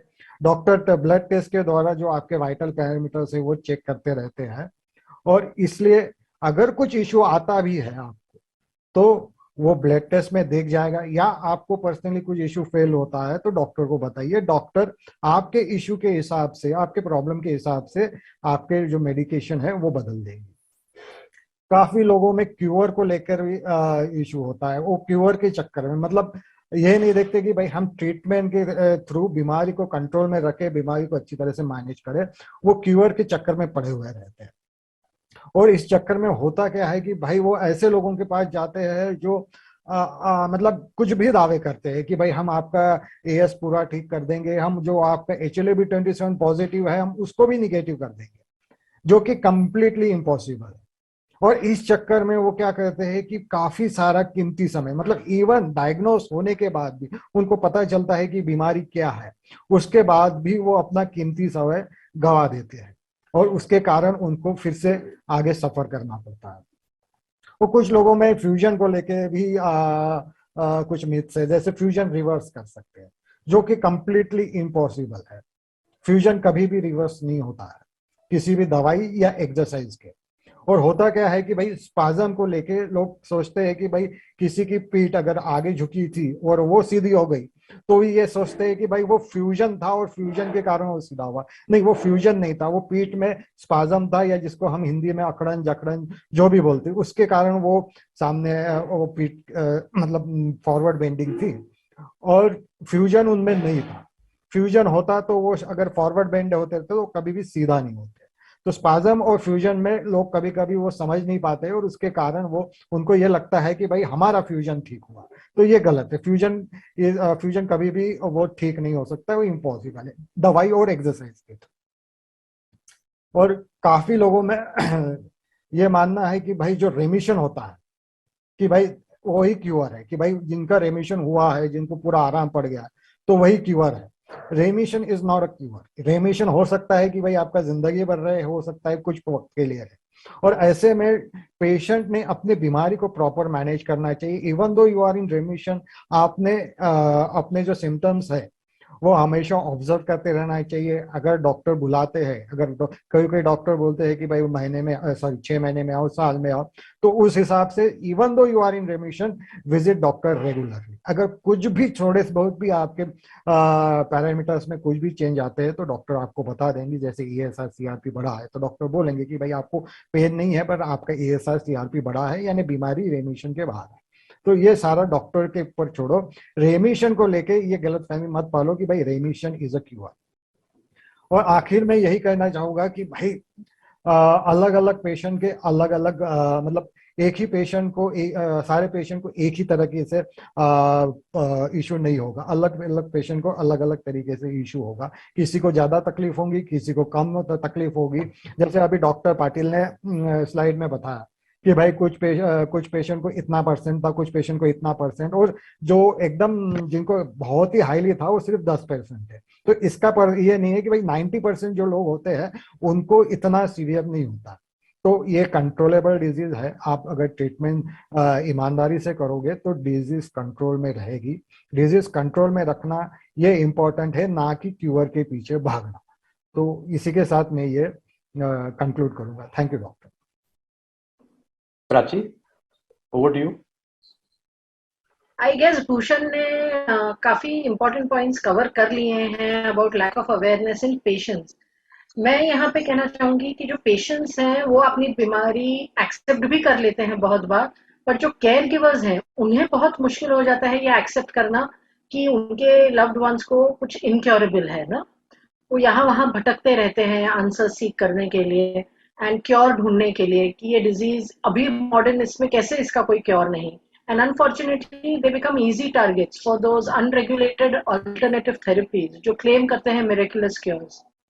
पेशेंट्स को ऑफन ये कहा जाता है उन लोगों से कि आपको ये ट्रीटमेंट तब तक चालू रखनी है जब तक आपको अच्छा ना लगे, एंड दैट वे बहुत वैल्यूएबल इयर्स निकल जाते हैं एंड जो इम्पॉसिबल है उसे चेस करने के पीछे वो ये गवा देते हैं। And by the time the patient realises that ये काम नहीं कर रहा है अक्सर बहुत देर हो जाती है। many a times क्योंकि lack of awareness है and given the invisible nature of the disease, family members ये मानते तक नहीं है कि जो पेशेंट है वो एक्चुअली सफर कर रहा है। वो पहले तो यही समझते हैं कि वो तो या तो लेजी है या एक्सक्यूजेस बना रहा है या काम ही करने के लिए तैयार नहीं है, इसलिए वो उसे ताना मारते रहते हैं and they kind of taunt him to shame. और ये जो शेम, ये जो शर्मिंदगी वो पेशेंट महसूस करता है और साथ में वो सफर भी कर रहा होता है, ये बहुत नेगेटिवली पेशेंट को अफेक्ट करती है एंड उनके साइकोलॉजिकल स्ट्रेस को ऐड करती है। एएस पेशेंट जो है अगर वो समझिए हिम्मत बना के कोई फैमिली फंक्शन अटेंड भी कर लेता है एंड प्रिटेंड कर लेता है, puts on a brave face and बाद में जाके रेस्ट करता है, तो उनकी फैमिली को ये लगता है कि अरे देखो पब्लिक में तो बड़े अच्छे से रहा ये एंड हमारे सामने ही वो सारा ड्रामा करता है। Also society in general I would से ये सारे कमोशन में ऐड हो जाती है and people start suggesting different treatment options and they expect दूसरे अलग अलग डॉक्टर्स के बारे में बहुत बताते हैं एंड दे एक्सपेक्ट कि पेशेंट जो है वो सबको विजिट करता जाए और यही कहते हैं कि अरे कर लो, क्या होगा, कुछ बुरा तो नहीं होगा, नुकसान तो नहीं है, आपके फायदे का ही है। इनफैक्ट बहुत से वॉरियर शुरुआत में जाते भी हैं 3-4 जगह पे, कुछ ना कुछ कोशिश करते हैं and then when they realise and they choose a treatment pattern and they decide to settle on it, तो भी लोग अपने सजेशंस दे दे कि इनको दिखा दो, इनसे गुण आया, उनसे गुण आया करते हुए भेजते रहते हैं. बट दे डोंट रियलाइज कि we are any which ways on limited energy, and यहाँ वहां भटकने से हम और थक जाते हैं. It is very tedious for us. Also लोग अनसॉलिसिटेड एडवाइस देते हैं गिवन रिगार्डिंग मेडिकेशन, जैसा भूषण ने कहा कि इससे तकलीफ होगी, बंद कर दो, रेगुलर मत लो. एंड इससे जो हमारा प्रिस्क्राइब कोर्स है उसकी कंटिन्यूटी में प्रॉब्लम आती है, एंड इससे डिजीज और वर्सन हो जाती है. इनफैक्ट एएस वॉरियर्स जो है, I would say they are fed up of being told कि पॉजिटिव रहो, अपना विल पावर इंक्रीज करो, देन सब कुछ ठीक हो जाएगा. It's as if you are responsible for your own situation and your own health. People जो एडवाइस देते हैं वो जेन्युइनली बिलीव भी करते हैं कि हमारी एडवाइस तो बहुत हेल्पफुल है ना, बट वो ये नहीं सोचते कि उसका इफेक्ट जो है वो पेशेंट पे कैसा होगा. इवन दो उन्होंने कभी एएस का नाम नहीं सुना है, इनफैक्ट कोई प्रोनाउंस भी नहीं कर पाता है हमारी बीमारी को, एंड वो उसके बारे में भी नहीं जानते हैं, still they think that they are well in their rights to give advice about it. Also in fact जो सोसाइटी है वो उन पेशेंट्स को मॉक करती है जिनके बॉडीली डिफॉर्मिटीज या डिसेबिलिटीज हो गए होते हैं, या जिनके फंक्शनल मोबिलिटी के इश्यूज रहते हैं.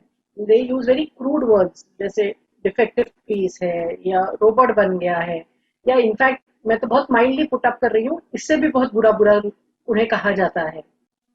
आई बिलीव कि अगर हम इस बीमारी को लेकर, because specially given the invisible nature of this disease, हम अगर अवेयरनेस ला पाए in care givers and the society at large, patient groups के मदद से, इनफैक्ट हैविंग काउंसलिंग सेशंस या awareness programmes, I believe we will be able to build a strong community for our warriors ना, and उन्हें जो support की गरज है वो हम जरूर उन्हें प्रोवाइड कर पाएंगे.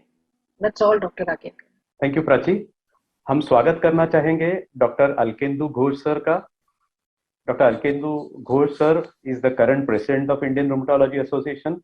जब इंडिया में पेशेंट ग्रुप्स का नामो निशान नहीं था, तब सर ने ल्यूपस इनिशिएटिव कोलकाता चालू किया था. तो सर स्वागत है आपका, and we would like to have your guiding comments. Thank you. Good evening, Shashank, and good evening, everybody. Shubho Sandhya. ये बढ़िया programme, that's absolutely wonderful program. ये ankylosing spondylitis, it's an young लोगों को होता है, and predominantly male, but interestingly अभी gradually वो ratio change होता है, as we were discussing from lot many people through the initiative of Shashank. Female लोगों को धीरे धीरे we are getting a ratio, पहले जो 9:1 और 8:1 था मेल इज टू फीमेल, अभी चेंज होके 6:5 फीमेल आइडेंटिफिकेशन हो रहे हैं. अनदर वेरी इंपॉर्टेंट पार्ट हम लोग फॉरगेट नहीं करेंगे, क्या एंकाइलोजिंग स्पॉन्डिलाइटिस और HLA-B27 पॉजिटिविटी किसी में, ये दोनों इक्विवेलेंट नहीं है. एंकाइलोजिंग स्पॉन्डिलाइटिस हम लोग सोसाइटी में ढूंढे तो यू कैन गेट 10%, 10 आदमी आउट ऑफ 100 B27 पॉजिटिव हो सकता है, लेकिन वो आउट ऑफ 10 हार्डली किसी को एंकाइलोजिंग स्पॉन्डिलाइटिस होगा. सो इम्पोर्टेंट है कि किसी को कोई पेन से अचानक B27 चेक हुआ और पॉजिटिव हो गया, ऐसा नहीं है that is equivalent to ankylosing spondylitis.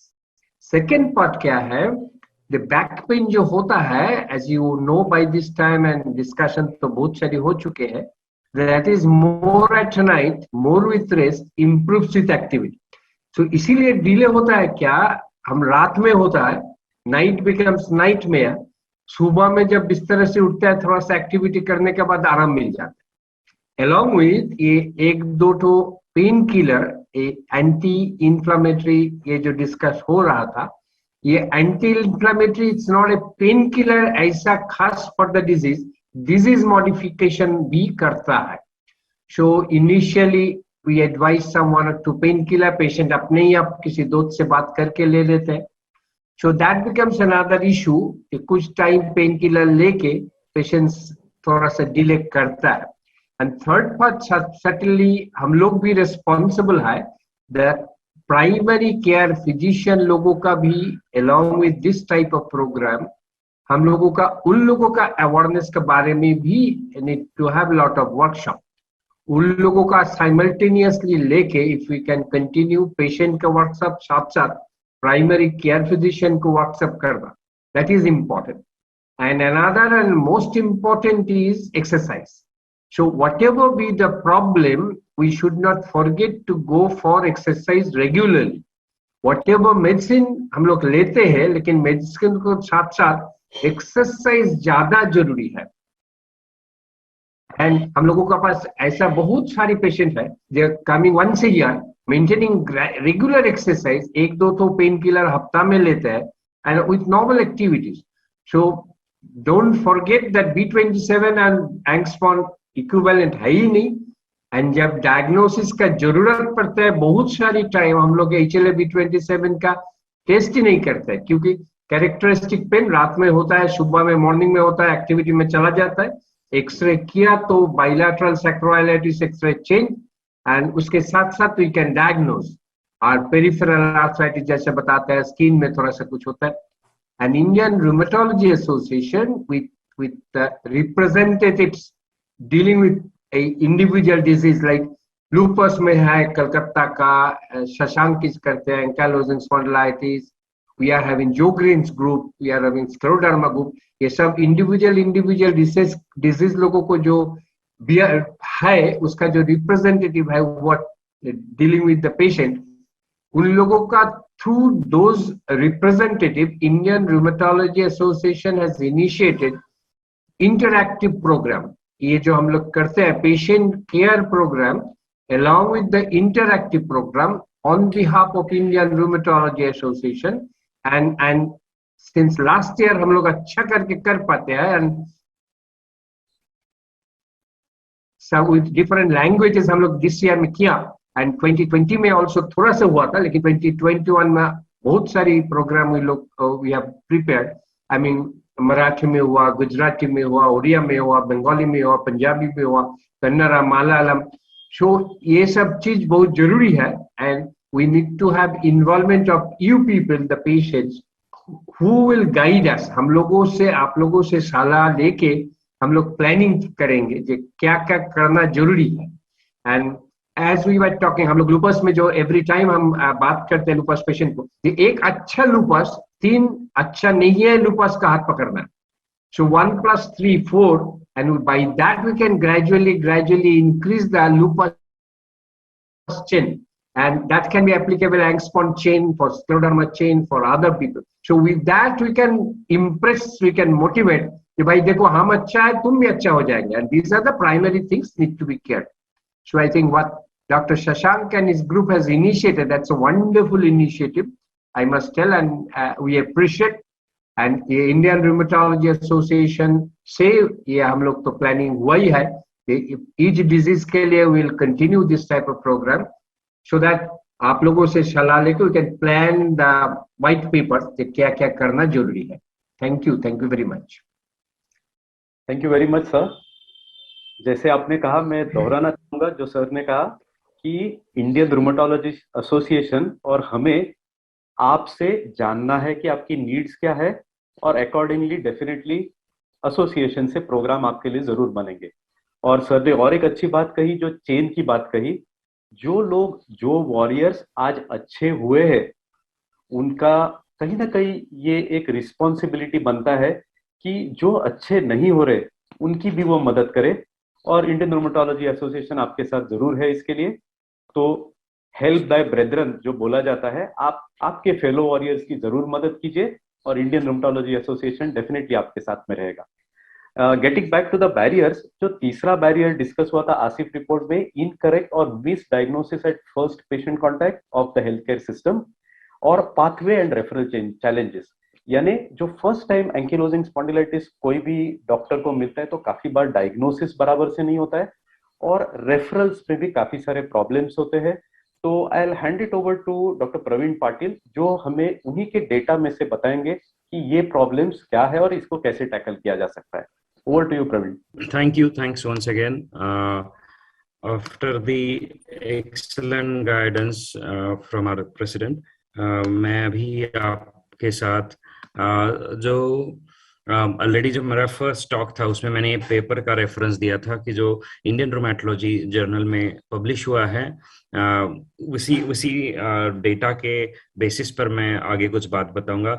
I know we are already running late, so मैं सिर्फ सेलिएंट फीचर्स बताऊंगा मेरे टॉक के। तो वी आर अवेयर कि incorrect diagnosis a major problem है, बट ये सिर्फ इंडिया स्पेसिफिक प्रॉब्लम नहीं है। इस स्लाइड का लास्ट पैरा पढ़िएगा तो ऑलमोस्ट 1700 पेशेंट, 1700 डॉक्टर्स, यूएस का स्टडी है ये, 2019 का स्टडी है। सो 1700 डॉक्टर्स का सर्वे किया कि जो पेशेंट्स जिनको इन्फ्लेमेटरी बैक पेन है उसमें कौन सा डायग्नोसिस वो सस्पेक्ट करते हैं, और मेजॉरिटी लोगों ने रूमेटॉइड आर्थराइटिस बताया। तो रूमेटॉइड आर्थराइटिस काफी पॉपुलर है और जनरल मतलब non rheumatologist health care providers में, और हमेशा हमने देखा है कि रूमेटॉइड आर्थराइटिस से डायग्नोस सस्पेक्ट किया जाता है और एंकिलोजिंग स्पॉन्डिलाइटिस पीछे रह जाता है। तो हमें सिर्फ जनरल पब्लिक में नहीं बट नॉन रूमेटोलॉजिस्ट में भी एंकिलोजिंग स्पॉन्डिलाइटिस का अवेयरनेस बढ़ाना है। हमारे डेटा हमने जो स्टडी किया था उसमें से 70% पेशेंट थे जिनको इनकरेक्ट क्लिनिकल इंप्रेशन मिला था। तो उन्हें जिनसे भी फर्स्ट पॉइंट ऑफ कांटेक्ट हुआ था उन्हें 70% पेशेंट में इनकरेक्ट क्लिनिकल डायग्नोसिस दिया था। ऑफ्थेल्मोलॉजिस्ट होते हैं जिनमें जो आई स्पेशलिस्ट है वो भी कभी कभी एंकिलोजिंग स्पॉन्डिलाइटिस के पेशेंट देखते हैं as a front line point of contact for ankylosing spondylitis, क्योंकि आई इन्वॉल्वमेंट देखा जाता है। Almost 50% patient at some point will experience eye involvement.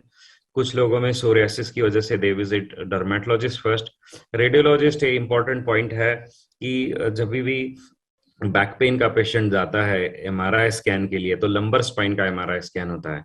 सैक्रोइलियाक joints का कुछ पार्ट उसमें विजुअलाइज होता है बट रिपोर्ट में उसके बारे में कोई कमेंट नहीं होता है, और इस वजह से एंकिलोजिंग स्पॉन्डिलाइटिस का डायग्नोसिस भी मिस आउट हो जाता है कि हमारे कंट्री में कोई स्टैंडर्ड प्रोटोकॉल नहीं है for scanning patients with back pain और inflammatory back pen.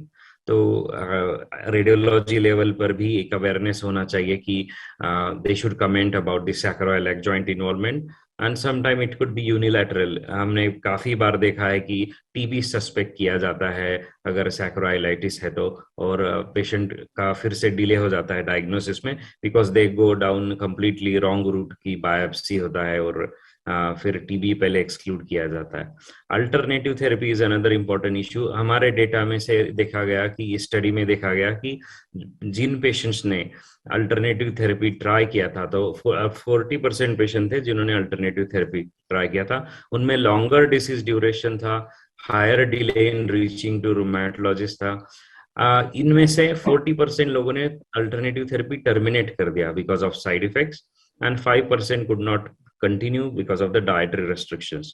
So the misconceptions are there, but एक बात है कि शायद हम मॉडर्न मेडिसिन के डॉक्टर या एलोपैथी डॉक्टर कम्युनिकेशन में कहीं पीछे रह रहे हैं, क्योंकि 25% पेशेंट ने बताया कि उन्हें लगता है कि डॉक्टर साइड इफेक्ट्स नहीं बताते या हाइड करते हैं, और मोर देन 50% पेशेंट फेल्ड कि सबको साइड इफेक्ट होने ही वाला है। बिकॉज डायग्नोसिस भी हो गया तो alternative therapy first line treatment होने की वजह से डिले हो रहा है डायग्नोसिस में। तो what can be done has already been discuss. One important point I would like to highlight here with doctor Akerkar and हमारे प्रेसिडेंट सर भी है, तो कि जो स्क्रीनिंग टूल वेस्टर्न कंट्रीज से बनाए जाते हैं जैसे कि ASS का है या स्पेड टूल है, क्या वो एप्लीकेबल है इंडिया में? शायद this is something we need to look at कि इन्फ्लेमेटरी बैक पेन का स्क्रीनिंग टूल इंडियन जैसे जनरल प्रैक्टिशनर है या ऑर्थोपेडिक डॉक्टर्स है उनके लिए यूजफुल है, या शायद we need our own different tool.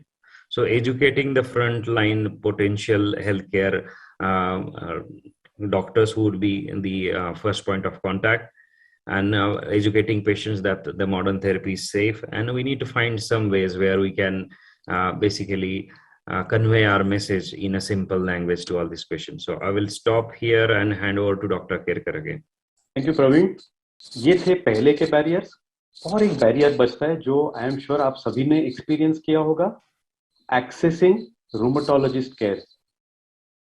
आपको भी रूमेटोलॉजिस्ट की अपॉइंटमेंट मिलने में, एक बार अपॉइंटमेंट मिस हुई तो सेकंड अपॉइंटमेंट मिलने में आई एम श्योर तकलीफ हुई रहेगी। तो ये सिर्फ इंडिया स्पेसिफिक प्रॉब्लम तो नहीं है, ग्लोबली रूमेटोलॉजिस्ट का नंबर काफी कम है, रूमेटोलॉजिस्ट का शॉर्टेज है। तो इसकी वजह से ये इंडिया में भी है, ग्लोबली भी है, लेकिन ओवर रिसेंट टाइम जो लास्ट कुछ साल है इंडिया में काफी कुछ इंप्रूवमेंट हुई है इस नंबर्स में। एक जमाना था जब ऑल ओवर इंडिया 2-3 सिर्फ इंस्टीट्यूट होती थी जहां से रूमेटोलॉजी की डिग्री मिलती थी। अब इन रिसेंट टाइम ये number of institutes have increased exponentially.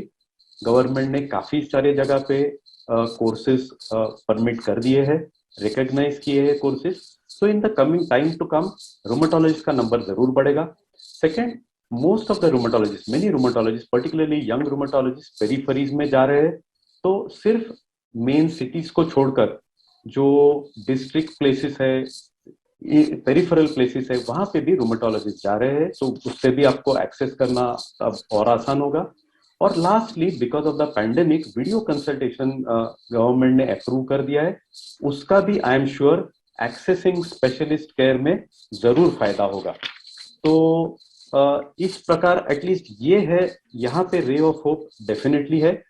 मैं रिक्वेस्ट करना चाहूंगा डॉक्टर धर्मानंद सर को to guide us a little bit about these barriers. We spoke about 4 barriers. What can we do? How can we go ahead with these barriers, eliminating these barriers in the long run? Eliminating the barrier totally is a big task in our country, because early diagnosis barrier, back pain is a very common symptom. It's probably the second most common symptoms after common cold. And so it is liable to be mistaken by the patient and also by the doctor as a simple back pain, unless it becomes very frequent or very typical. And also there are training issues. So depending upon which specialty you are trained in, because of the fact that Shashank was telling that rheumatology is a young specialty in our country still, and we have only maybe 1,000 rheumatologists at this moment for the country, contrast to tens of thousands of physicians or orthopedic surgeons. And apart from rheumatologists, other specialties have not much of exposure to these diseases, almost all rheumatic diseases. So the doctors are likely to see what they are trained at rather than what the patient has. So for an orthopedic surgeon, every back pain looks like a disc pain rather than due to ankylosing spondylitis. A physiotherapist will think of a muscle sprain. So vice versa. So the GP will think that is a common regular back pain. So that is one of the important reasons for delay in diagnosis. Only way to improve that is to, as our president was telling, we have to have general practitioners, orthopedic level, surgeons level workshops, which can be initiated by the patient support group. And so that will, we as a rheumatologist would like to support that programs. So that can be one way. So educate the providers. And of course, much more effective is educating the public. If more and more information is available to the public, both from the patient organizations, from our professional bodies. So many times the drive comes from the patients rather than the doctors. The patients go and talk to their orthopedic surgeon or a physician or general practitioner. My illness looks like ankylosing spondylitis. Would you refer us to a rheumatologist? So it has to be from all the fronts. It is not going to be easy in a vast country like India. And even in a small countries like Germany, UK, the delay in diagnosis is the rule rather than exception.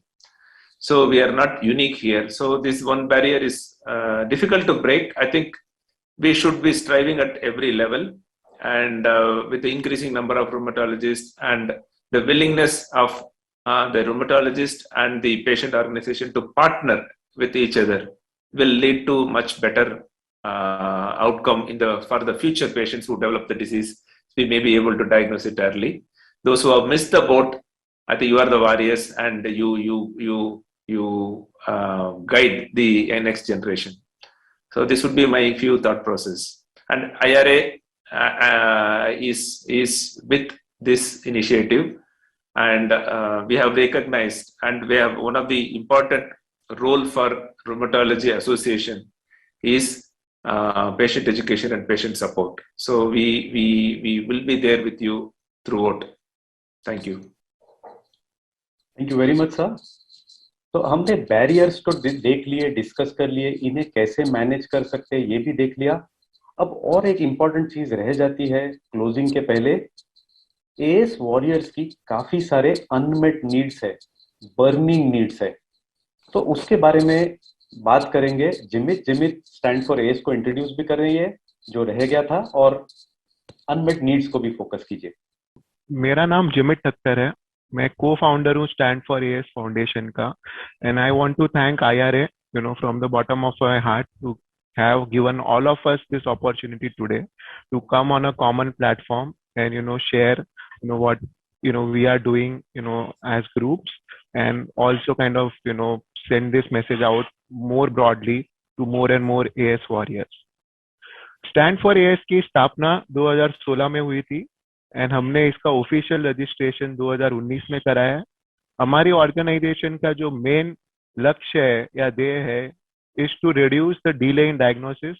उसका time जो अभी लग रहा है उससे आधा time लगना चाहिए, ये हमारा मेन लक्ष्य है.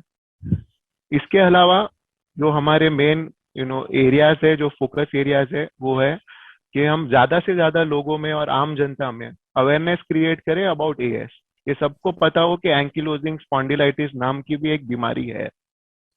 दूसरा चीज, हम एएस वॉरियर्स को मदद करना चाहते हैं कि उनको सही इंफॉर्मेशन मिले, खास करके मेडिकल इंफॉर्मेशन. जो बहुत टाइम लोग गूगल सर्च करते हैं या दूसरा प्लेटफॉर्म यूज करते हैं, वहां उनको सही इंफॉर्मेशन नहीं मिलती.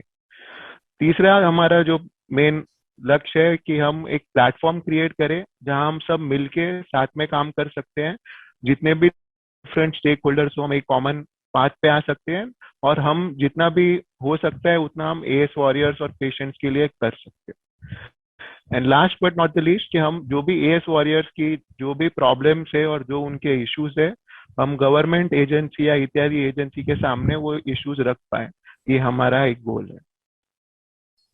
हम ये कैसे करते हैं? तो हम दो तरीकों से ये करते हैं. एक है हम फिजिकल इंटरेक्शंस करते हैं, लाइक हम इवेंट्स कंडक्ट करते हैं से इन कॉलेज गोइंग पॉपुलेशन, या हम सेमिनार्स कंडक्ट करते हैं. बहुत सारे पेशेंट इसमें आगे आते हैं and they act as ambassadors for this events. Secondly, हम डिजिटल प्लेटफॉर्म पे काफी एक्टिव है, और हम सोशल मीडिया द्वारा इसके बारे में जानकारी ज्यादा से ज्यादा लोगों तक पहुंचाने की कोशिश करते हैं. इससे जो भी ज्योग्राफिकल बैरियर्स है ये दूर हो जाते हैं. ये हमारा सबसे पहला प्रोग्राम था जिसमें हमने कॉलेज में फेस्ट में हमने पार्टिसिपेट किया था, और 750 बच्चों तक हमने इन्फ्लेमेटरी बैक पेन क्या होता है उसकी जानकारी उन्हें दी थी. ये उनके लिए जरूरी था, क्योंकि जो यंग पॉपुलेशन है उनको ये ज्यादा होता है, तो उनको ये पता होना चाहिए. प्लस जो यंग लोग होते हैं वो ज्यादा एक्टिव होते हैं सोशली, उनके फ्रेंड्स रिलेटिव्स, अगर उनको किसी को भी इन्फ्लेमेटरी बैक पेन के बारे में तकलीफ है तो उन्हें पता है कि इन्फ्लेमेटरी बैक पेन क्या होता है. तो हम 3 कॉलेज में, जो मुंबई के कॉलेज है, उधर हमने ये इवेंट ऑर्गेनाइज किया था. उसके बाद हमने हमारा नाम Guinness book of world record में दर्ज कराया. हमने एक लार्जेस्ट ह्यूमन चेन फॉर्म किया था of the largest human bone. ये करने का हमारा एक ही मकसद था कि लोग, हमारे देश में लोगों को अवार्ड्स बहुत पसंद है, कि लोग हमें पूछे कि तुम्हें Guinness book of world record क्यों मिला है, एंड हम ये जानकारी दे सके कि हमारा फाउंडेशन क्या करता है, और हमको अवेयरनेस क्रिएट करना था एएस के प्रति. इसके अलावा हम सेमिनार्स भी करते हैं जहां हम एएस कैसे मैनेज किया जा सकता है, या एक्सरसाइज कैसे हेल्प कर सकती है, या लोग वॉरियर्स क्या क्या स्टेप्स ले सकते हैं अपना डिजीज मैनेज करने के लिए. उसके लिए हम फिजिकल सेमिनार भी कंडक्ट करते हैं. हम बहुत एक्टिव है सोशल मीडिया पे. आपने हमारे वीडियोस देखे रहेंगे यूट्यूब पे या फेसबुक पे पोस्ट देखे रहेंगे, बट एक जगह हम अभी भी नहीं है, वो एक वेबसाइट जो हम अगले साल लॉन्च करेंगे हमारे ऑर्गेनाइजेशन के लिए. हमने वीडियोस चालू किए थे 2018 में कि पेशेंट्स और वॉरियर्स को सही सही काइंड ऑफ राह मिले या उनको सही काइंड ऑफ इंफॉर्मेशन मिले। और आज अभी हमारे 200 से अधिक वीडियो ऑनलाइन है, आप यूट्यूब पे जाके देख सकते हैं उन्हें। और हम ट्राई और कोशिश करते हैं कि हर वीक हम एक वीडियो अपलोड करें। इसके अलावा हम लाइव सेशंस और वेबिनार्स रखते हैं जहां हमको एक पर्टिकुलर टॉपिक पे डिस्कशन करते हैं जो एएस पेशेंट्स और वॉरियर्स को इम्पैक्ट करता है, एंड उसके ऊपर हम डिस्कशन करते हैं और लोगों को कैसे उसके से सुविधा मिल सकती है ये बारे में हम बातचीत करते हैं। हमें खुशी मिलती है बेहद जब हमारे छोटे छोटे प्रयास को और भी लोगों तक पहुंचाया जा सकता है और भी ज्यादा लोग देखते हैं। हमारे 2 फेसबुक पोस्ट को आज की डेट में 1 लाख से ज्यादा व्यूज मिले हैं, और यही चीज हमको और भी उत्साहित करती है कि हम हमारे प्रयास कंटिन्यू करें। हम हमेशा कोशिश करते हैं कि हम दूसरे पेशेंट ग्रुप के साथ कैसे मिलके काम कर सकते हैं। एक हमने प्रयास किया था कि जिधर हमको लूपस चैट नामक ग्रुप ने हमें सुविधा दी थी, हमें एक प्लेटफॉर्म दिया था जिधर हम उनके जितने भी पेशेंट्स है उन्हें हम एएस के बारे में बता सके और जानकारी दे सके। हमने एक वीडियो भी क्रिएट किया था specifically for health care professional. आज के दिन में हमने देखा कि एक मेन चीज जो हमें और भी करनी चाहिए कि हम और हेल्थ केयर प्रोफेशंस में एएस के बारे में कैसे जानकारी दे सकते हैं, कैसे हम उन्हें वर्कशॉप्स ले सकते हैं और उन्हें बता सकते हैं। तो ऐसा ही एक वर्कशॉप और वीडियो हमने लॉन्च किया था एक ऑर्थोपेडिक कॉन्फ्रेंस में।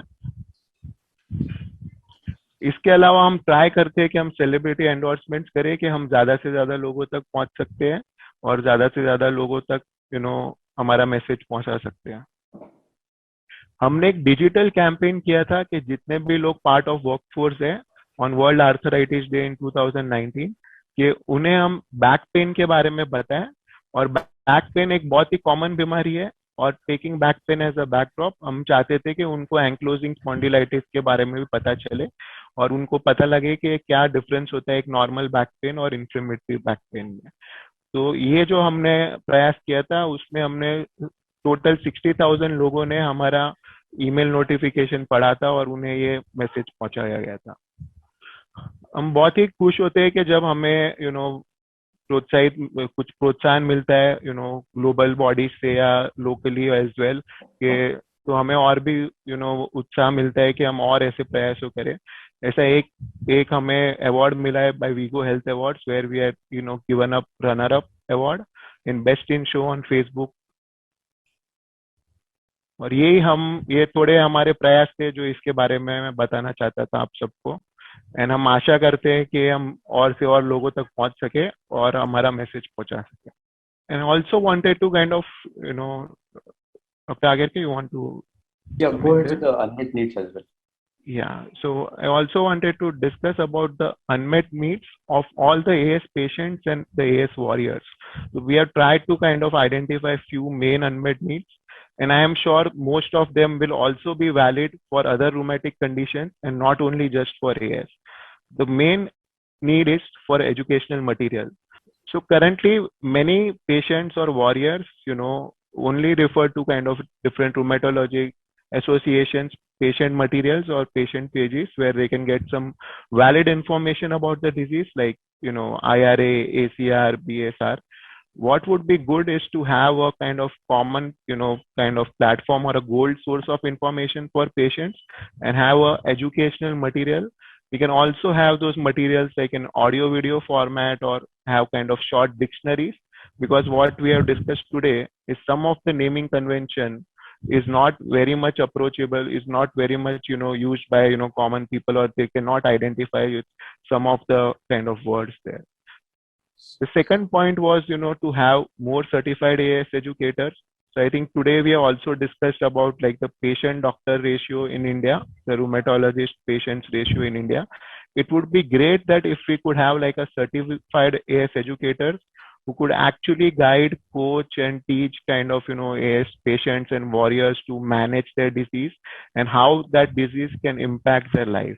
So if we could have something here like a training or a certification, and we could have like certified AS educators in India, then that could definitely benefit the patients, because they have they have someone to go to which can guide them in difficult scenarios. And it would also, reduce some of the load on rheumatologists, where, the AS educators can play a role there. I think we all discuss about the high cost of biologics. I think AS patients already kind of spend a lot on their regular medication and diagnostic, but when they are prescribed biologics, this increase the cost, exponentially for them. And at times this is not sustainable even for middle class, families or low middle income families, for a longer term period. So if something can be done collectively in this area, then that would be great. Insurance cover is again something that, private health insurance do not cover biologics cost. At times, even corporate plans are not covering, biologic cost. So any patient who wants to kind of take a health cover, they don't have an opportunity where they are able to cover their biologics cost. We all know that AS is an irreversible disease, and it leads to like serious impairment on the physical ability of a person, and it kind of lead to a disability as well. Along with the physical disability, there is also an increased risk on mental health, where where there is an increased risk about depression, increasing anxiety levels, or as Bhushan mentioned, like people suffering or having brain fog.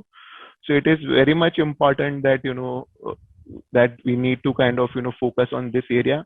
I think Praveen Patil sir very effectively mentioned in his report about people who are part of the workforce, they are still not able to go for 4.6 days in a month to their offices, and there is nothing like work disability benefits in India. So this is again one area where kind of more focus and attention, or things need to be done here. Patient registry, India being a vast country with with very diverse kind of people, it would be good to have kind of a unified information about all the patients and what treatment they are currently receiving.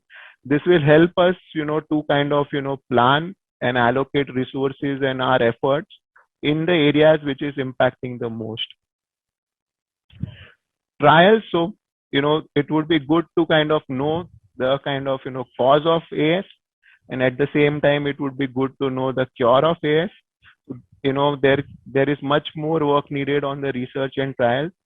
I just want to bring this topic here that even patients, if they are informed about such things, then they can participate here, and patients group also can play a role here in case if patients have any kind of concerns about this. And last but not the least, I think it is very much important that that if we are able to partner with IRA and get their support, get in some way or form, like if we are able to work together and have a meaningful partnership, I think there is a lot that needs to be done, and there is a lot that can be achieved with that partnership.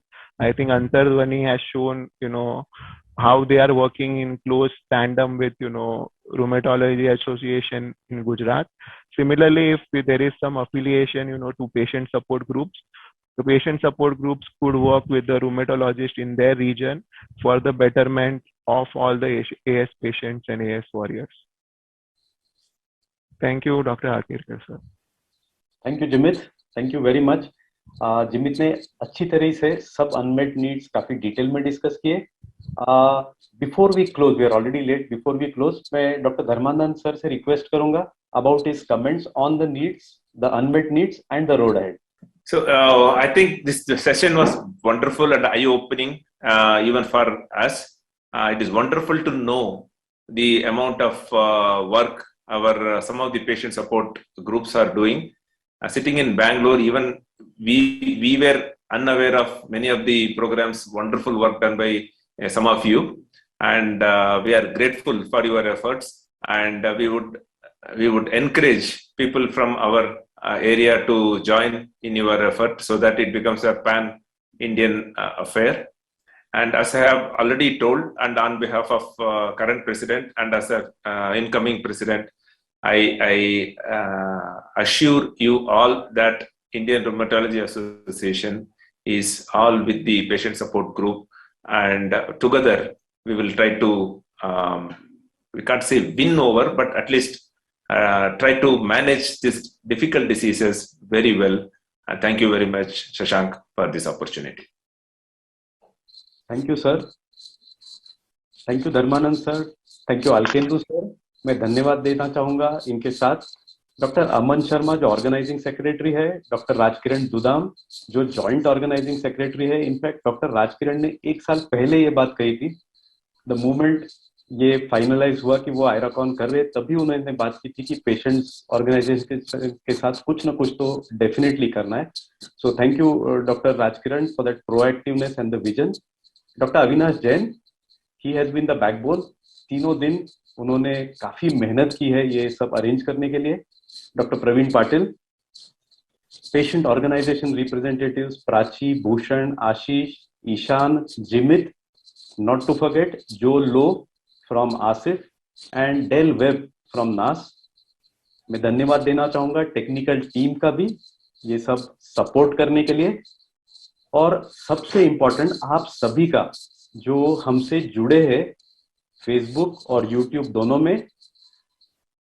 एक important बात जो अंतर्ध्वनि से आशीष ने थोड़ा देर पहले की थी कि उनके पास 2700 पेशेंट्स है, इसके लिए वो पेशेंट्स के लिए और भी काफी कुछ कर पा रहे हैं।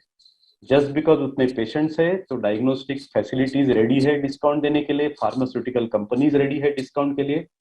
तो आपकी ताकत को, जो यूनिटी की ताकत है और partnership with Indian rheumatology association की जो ताकत है, उसको पहचानिए।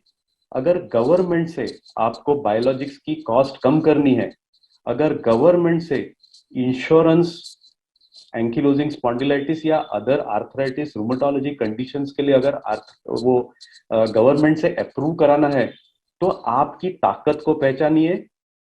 सब लोग साथ में आइए।